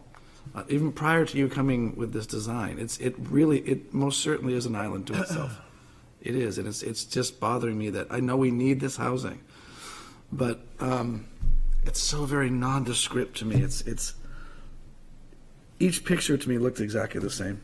The buildings all looked there's no diversity in buildings. They all look the same to me. They might be, some might be different heights. The elevators might, some are elevator buildings, some are not. But and if this is complying in every way with our zoning, then I miss our parking problems and our congestion problems and our. Sorry, it is late, and I'm just not excited about this project. It might meet our requirements, but it's not an exciting project to me, and it's massive, and it's the same. It's thousands of the same window over and over and over again, and it's just so repetitive and massive to me. But I don't know what else to say about it. Maybe the additional parking is we were trying to understand that there was public spaces here that might be a destination for the rest of the community to enjoy. So maybe these additional parking spaces, this 1.6 ratio we're talking about, would accommodate that. But there's nothing to see here as a visitor. There's nothing that's going to draw anyone here as an amenity. There's nothing to sell. There's no retail. There's no playground. There's no pickleball courts. There's no basketball courts. There's no. So it is just an island to me, and maybe it's a lesson for our zoning, but I'm obviously very tired, and I'm just letting it all out now, but. I have a question on the southeast corner. It seemed like, despite some of the comments, you've done quite a nice job with integrating different types of public spaces, but the southeast corner is sort of lacking, and I wondered why you didn't consider, as you did on the west side of the motel, where their driveway comes through your parking, if you joined them in the southeast corner, instead of having two east-west circulations, you could have one, and you might have a little extra room to provide some green space around the buildings 1 and 2.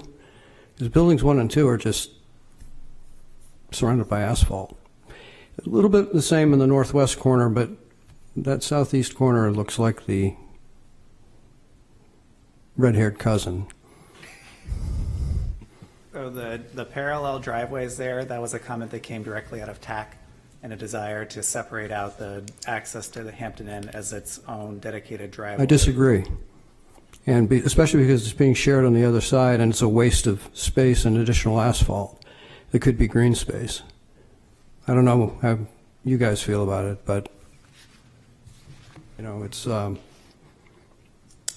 consistent with the other side of the hotel, and it wouldn't be that different than the praise you received for the same move earlier from my colleague here, but it would, when you provide two adjacent parallel routes, it's a waste of space.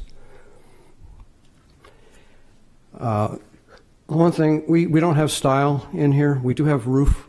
There is a provision for roof shapes and roof outlines. Could you explain the butterfly roof, what that's all about? Sure, and I don't know, Patrick, if you want to talk about the zoning aspect of it first. All right. Yeah, we have within the building types a number of sloped roofs. They sometimes manifest as butterfly roofs on some of the buildings. Sometimes they form gables. It really depends on the combination of the building types as they combine across the site. So some of these views, you can see that kind of butterfly shape. We think it's a nice aspect of incorporating, sloped roof, which is a kind of traditional New England style, but in a more contemporary way, in that butterfly shape. Other aspects, other moments, maybe not in this image, but Peter, if you keep scrolling through some of these, you'll find where those combine and become gable roofs on the site as well.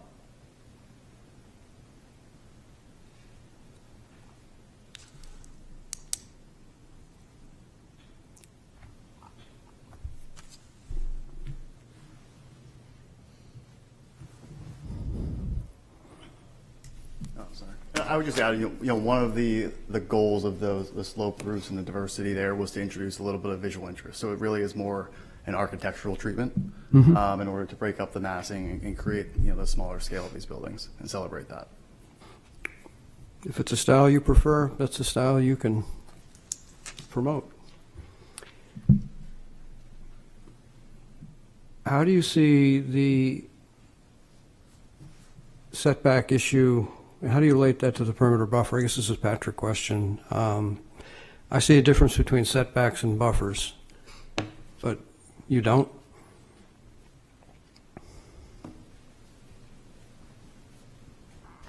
I just refer you to the exhibit that we included with the language from the zoning ordinance. It specifically talks about setback.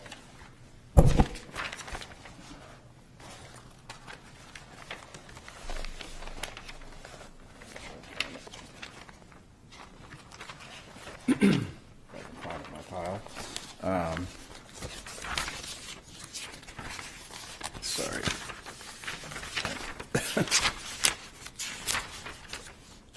Well, before let's get into the weeds. There are a whole series of issues. What's the board's pleasure? Do you want to work through some of the other topics here? I think we're getting pretty tired. What's going on? Oh, there it is. Anybody else have things they want to say? I do. Yes, Jim. I guess this is for the applicant team, I guess. It's just a generic question. There's 360 units, correct? And what's the breakout in bedrooms on those 360? So across the project, we have 530 bedrooms. We've got about 14% studios, about 45% one bedrooms, about 40% two bedrooms, and a small allocation, just under 2% of three bedrooms. Okay. All right, so it's by a percentage on those. So I'm sorry, I'm just going to write this down. 2% three bedroom? That's correct. 40% two bedroom? That's correct. 45% one? Yes. And 14% studio. Okay.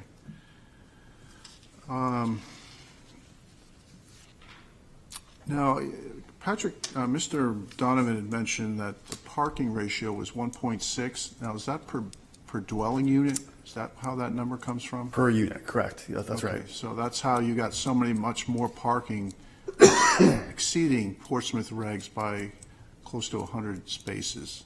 We're in compliance with the zoning. Right. But over the minimum. That is Right. correct. Well over the minimum. And the logic there roughly is one parking space per bedroom. And Okay, again, so the that- reason being that we do anticipate this as a drive-to community, just Yeah. given that there isn't readily available public transportation. Sure. So in your work around the nation, whatever, you generally, as a rule of thumb, do one space per bedroom. Absolutely, yes. Okay. Unless you're in a more kind of downtown or urban condition. Okay, all right, thank you. I think I asked this in February, but could you just discuss, and maybe it's in your packet, I just didn't get to it, but the Gosling Road access, I understand you have easements with Motel 6 and maybe another property owner in there. Yes. Is any improvements going to be done there, or how's this going to change? So we have, excuse me, we have existing easements between the two private access points, both accessing from Arthur Brady Drive as well as from Gosling Road. And those access easements give our property the right to enter and depart via those points. We are engaged with conversations with both the abutters at the New Frontiers Church, the Motel 6, as well as the Home Depot, to quote-unquote clean up those easements. The nature of those easements is that, partly because of the way that these sites were developed and redeveloped over the years, it's a pretty convoluted network and a robust set of documentation that our goal is not only to preserve the existing rights that exist between the parcels, modify them to the extent necessary to accommodate the future development, but also in some instances actually enhance the rights of our abutters. Okay. All right, as you can imagine, the traffic's going to blow up based on this development on that access through Gosling, and I'm sure you'd want for your future tenants to have just not a traffic jam or anyone else who wants to use it, so. Understood. Okay. And I guess lastly, this is a question for the whole project team. As you walk around the nation with with parking and requirements, have any of you ever seen a situation where the parking demand is based on the unit area of the dwelling unit? Candidly, I have not, no. Okay, because Portsmouth does use unit area, and I'm Yep. just wondering if you'd ever seen that anywhere else in the United States. I have not personally. I don't know if UTL or Tiamon has. Okay, thank you, that's it.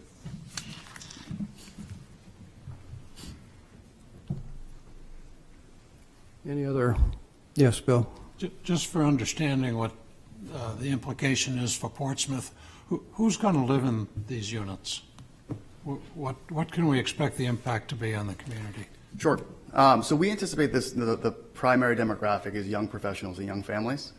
But given the dynamics of the housing market within Portsmouth more broadly, we do anticipate there will be also, some cohort of empty nesters because really the lack of supply that is in the market today.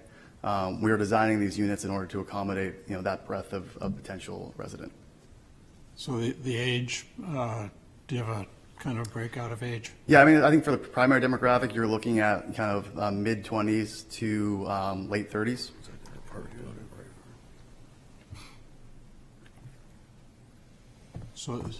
So there would be, how many children would be in the development?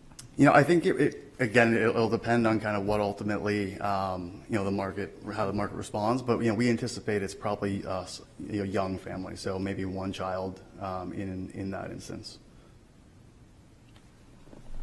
One child per household. So 300? No, so I'm sorry. For the family style units or the family accommodating units, so that's the 2 bedrooms and the 3 bedrooms, some subset of those will be with family. And in that instance, they might have one child. I don't anticipate there's going to be large families in these apartments. So that would be 80% of them would have one child. Again, I don't think it's going to be all of the 2 bedrooms and 3 bedrooms. I don't have a specific target at this point, though. But we are building the units in order to accommodate that.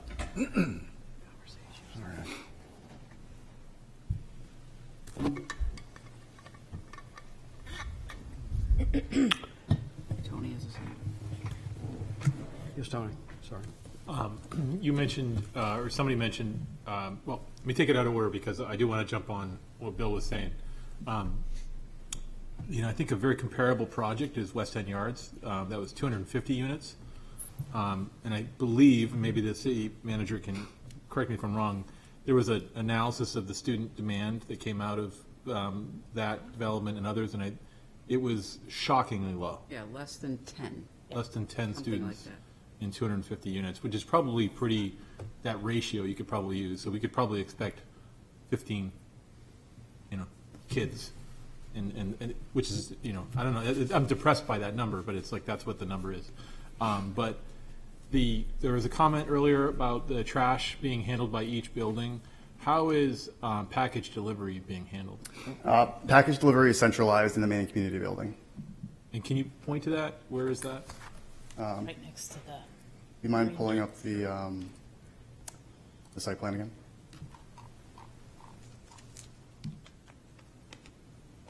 So it's that building there. There may be a better illustrative. How many square feet is that?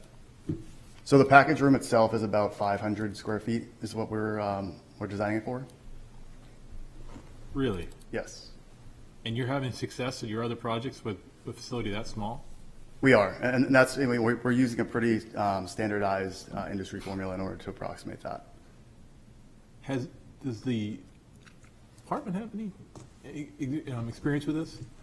That seems shockingly low. No, it's mailrooms, sir. It seems very, very low, and I'm just really surprised by that. I mean, what I hear is projects the size of thousands of square feet. There's so many packages that are delivered to these sites. All right. That's all the questions I have.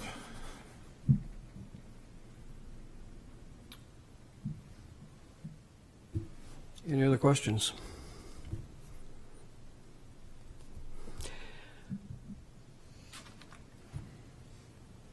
The only thing I'll come back to, Patrick, is if you feel the analysis in your presentation is good,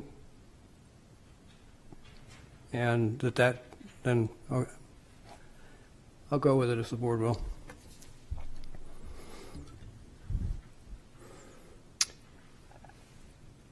So I think, is this a public hearing? Yes. I want to open that. We need to have a public hearing, yes. So before I open the public hearing, any other interaction with the applicant? Thank you. Thank you. Okay, we're going to open the public hearing on this. Anybody here or on Zoom who wishes to speak to, for, or against this application? Thank you. Good evening, ladies and gentlemen. My name is Larry Gormley from Hopeful Phoenix and Gormley, and I'm here on behalf of the New Frontiers Church, which is in a butter to the southwest of the project. With me are representatives of the church, John Brousseau and David Pike. We are generally supportive of this project. We think it's a great idea. We think that the developer is proceeding reasonably, and we were working cooperatively with them to identify, describe, and/or relocate easements. The only issue that New Frontiers has is that while it is a church, it bought a commercial lot that has historically been an automotive dealership, which naturally requires tractor trailers to deliver vehicles. So one of the aspects, one of the values of this lot is as a commercial lot serviced by tractor trailers.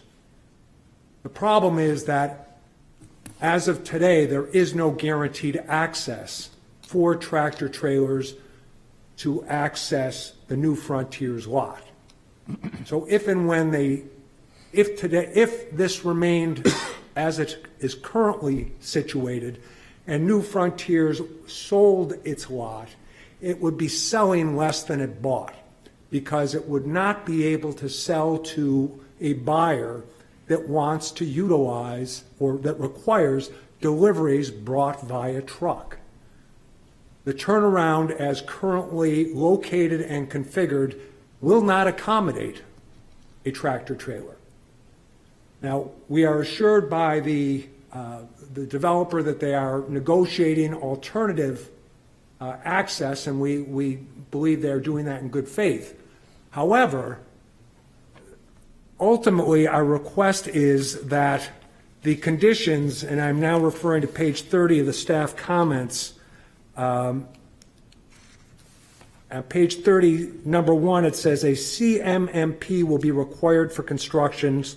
Portions of that plan will be a proposed utility and access sequencing plan for the two nearby lots that are dependent on this parcel for their utility and access needs. Our only request is that it specifically recognize that New Frontiers access must include that for tractor trailers. That is an essential value that they own that otherwise of which they would be deprived. So whether it is done formally or informally, we simply seek the planning board's assurance that our highest and best use will be preserved, and otherwise we have no objection. Thank you. Anybody else who wish to speak to or against this application here or on Zoom? Nobody on Zoom? Nobody else wishes to speak? I'm going to close the public hearing.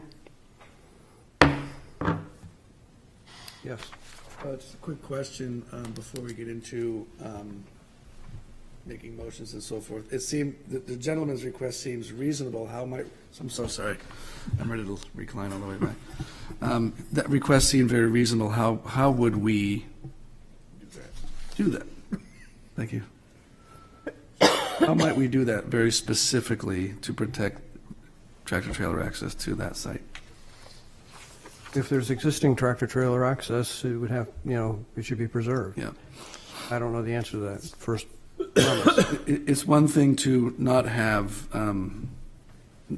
commercial activity on the proposed site, but then to create situations where neighboring commercial activities can't occur goes kind of beyond reason.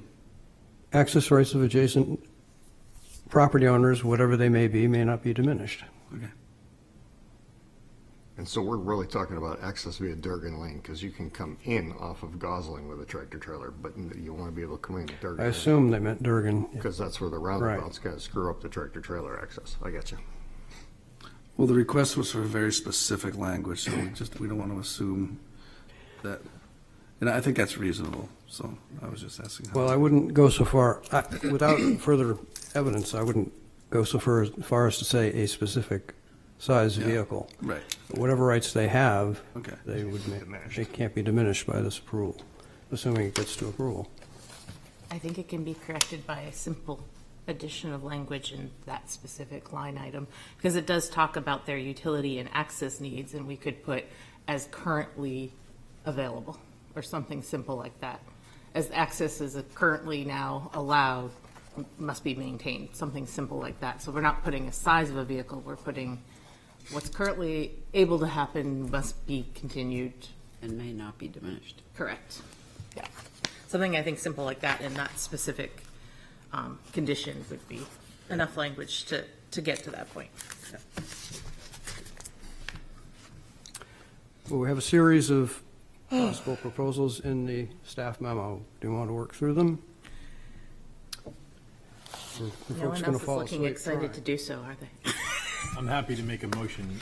There's a point I want to do a discussion about this project, so, but it would be after the site portion. Want me to begin? Vote to find the subdivision lot line revision application meets the standards and requirements set forth in subdivision rules and regulations to adopt the findings of fact as presented. Second. Discussion. All those in favor? Aye. Aye. Any opposed? Vote to grant preliminary and final subdivision approval with the following stipulations, 2.1 through 2.3, outlined in the department memo. Second. Discussion. All those in favor? Aye. Aye. Any opposed? Regarding the wetland conditional use permit, vote to find the conditional use permit application meets the requirements set forth in section 10.1017.50 of the ordinance and adopt the findings of fact as presented. Second. Discussion. I would add, we should have, in 2.2 and 2.3, should be shall in both instances. We aren't there yet. Let's vote too. Yeah, this is the Oh, wetland I'm conditional sorry. use permit. Getting late. All those in favor? Aye. Aye. Any opposed? Vote to grant the conditional use permit with the following conditions, 2.1 through 2.5, using shall Instead of should. instead of should. Second. Any discussion? All those in favor? Aye. Any opposed? Regarding the highway noise overlay district, vote to find the conditional use permit application meets the requirements set forth in section 10.674 of the ordinance and adopt the findings of fact as presented. Second. Discussion. All those in favor? Aye. Any opposed? Vote to grant the conditional use permit as presented. Second. Discussion. All those in favor? Aye. Aye. Regarding the Nobody was opposed. regarding the site conditional use permit, vote to find the conditional use permit application meets the criteria set forth in section 10.5 B11 and 10.5 B73 and adopt the findings of fact as presented. Second. Discussion. All those in favor? Aye. Any opposed? Vote to grant the conditional use permit for the development site. Second. Vote to find the site plan application. No, they did. You did that. We already did that. Oh, am I doing it twice? No, you're fine. Oh. You're right. Second. Yes. Discussion. Track. We have a motion to vote to grant a conditional use permit for the development site, and a second. Yes. Any discussion? All those in favor? Aye. Aye. Any opposed? Go ahead. So confused. Site plan approval. Vote to find the site plan application meets the requirements set forth in the site plan regulations, section 2.9, evaluation criteria, and adopt the findings of fact as presented. Second. Any discussion? All those in favor? Aye. Any Vote- opposed? None. Go ahead. Vote to grant site plan approval with the following conditions. Conditions to be satisfied subsequent to final approval of site plan, but prior to the issuance of the building permit or the commencement of any site work or construction activity, 2.1 through 2.4, 5. and 5, or 4. I have a 5. I have a think 5. There's some numbering issue here. Okay. You have 5? I have 5. Passed it already, sorry. I have 2.1 to 2.4, then it says conditions to be satisfied subsequent to final approval of site plan, but prior to the issuance of certificate of occupancy and release of security, and then it repeats 2.4 in the staff memo. Oh, I have then 2.6 Mine through says 2.10. 2.4. Mine goes to Yeah. 2.4. And you got 2.5. Is the last item 2.9? 10. 2.10? So with the, we're going to vote to grant site plan approval with the following conditions, 2.1 through 2.10 outlined in the staff. There we go. Good. That's- If I can discuss, I think this is the point where we can. have some Yes. discussion. Discussion. Add something. I feel like this is a, I think Joe was alluding to this, or not, he's stating it outright. It's, I would call it a failure of our zoning ordinance, but, you know, we could have done better here and probably met the goal of the applicant. You know, the thing that jumps to my mind is, you know, adding another story to get to their unit count. You know, it's still keeping in, you know, in wood construction, which would probably be in the cost values they're looking for, and probably open up more lot space. We could probably add some language in our ordinance about architecture when you get to this size of a development. More public use of, you know, pickleball, soccer, basketball courts. I would love to see some combined, you know, hey, you can provide these extra 100 spaces, but you have to make, you know, stripe them for basketball or something like that, so in case they're not used. But they meet the ordinance. That's what it just feels like, but we as a board, I think, have our homework to do, seeing this, and so that's where I stand. I agree. Since we've talked about it previously on the stipulation for 2.4, which is the CMMP, which is the, you know, construction management plan, will be required for construction. Portions of that plan will be proposed utility and access sequencing plan for the two nearby lots that are dependent on this parcel for their utility and access needs. And this is where I'd like to add in the additional language I talked about before, which is utility and access needs as currently present and not being diminished, I think. Is that an amendment? That's what, Yeah, fine by me. I'm giving him time to write it down. Right. Can you just state that again, as currently? As currently present and not diminished. Who seconded that originally? Your motion? Karen. You have to re-second. Karen did. I'll second. I just think that that adds the additional language of, you know, so that makes sure that how they can access it now needs to be negotiated to stay the same. That's what Attorney Gormley asked for. Okay, so, any other discussion? Just quickly to temper my earlier comments, my issues were with things that were outside of regulation. So this does meet. So I will be voting in favor of it. It's a need that we have, and it's a product that will fit a need. And I just want to see it done better in the future. That's all. We've talked about additional design standards, which could include building and architecture, not to the degree of the HDC perhaps, but more than minimal. Yeah, and That would help. variation of uses is maybe as well. Yeah, Okay. some additional details. All right. I think we're on the same page, just a question of time, so. All those in favor? Aye. Oh, wait. Aye. Oh, What happened? Sorry. Slam the brakes on. Would this be a more robust people. development if there were a little bit of commercial in it? that's something else we can talk about for possible zoning changes. For example, daycare, Coffee shop. if they're going to be, 30 kids there, whatever, having a daycare in the community might be helpful. Let's take that up when we talk about additional changes. So now, back to the vote. All those in favor? Aye. Any opposed?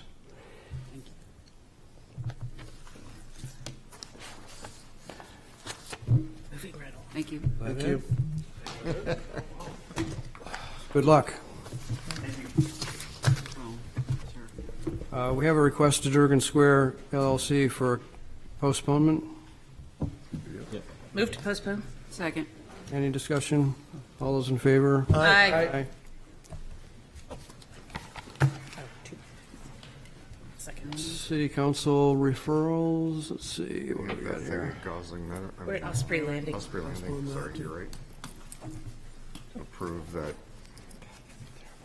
agreement. Right, so what was missing last time were the, was the attachment, and so that's been included with the conditions.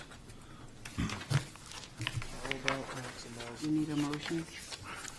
I think we need a motion for recommendation, yes. So moved. Second. As worded. Any discussion, as written in front of me? Yep. All those in favor? Aye. Aye. Any opposed? Arts overlay, so that's coming to us at some point. Right, we'll provide further. Very quick update, there's several zoning amendments that staff is working on, wetland CUP, co-living, building code. The mayor brought up the other night, some definition issues. Did you want to just give a 10-second on the master plan? Sure. Peter, feel free to support what, or add to what I'm saying. We received 4 responses to our RFQ for a master plan. We interviewed 3 of the 4 firms. We felt the consensus that one firm was head and shoulders above the other 2. So we are in contract negotiations in terms of scope and schedule and price with that firm. Thank you. Yes, Jim. Are those RFQs public knowledge? Are they posted on the RFQ website, on the purchasing website? The submittals, they are not. Typically, they are not. The RFP was. The RFP, but not the submittals, correct, Peter? Correct. Right. Do we as a board have the ability to see those? Not yet. Yes, no? Not yet. Oh. I disagree with that, but that's city policy, so it is what it is. And with that, we are adjourned. Thank you very much. Merry Christmas, happy holidays.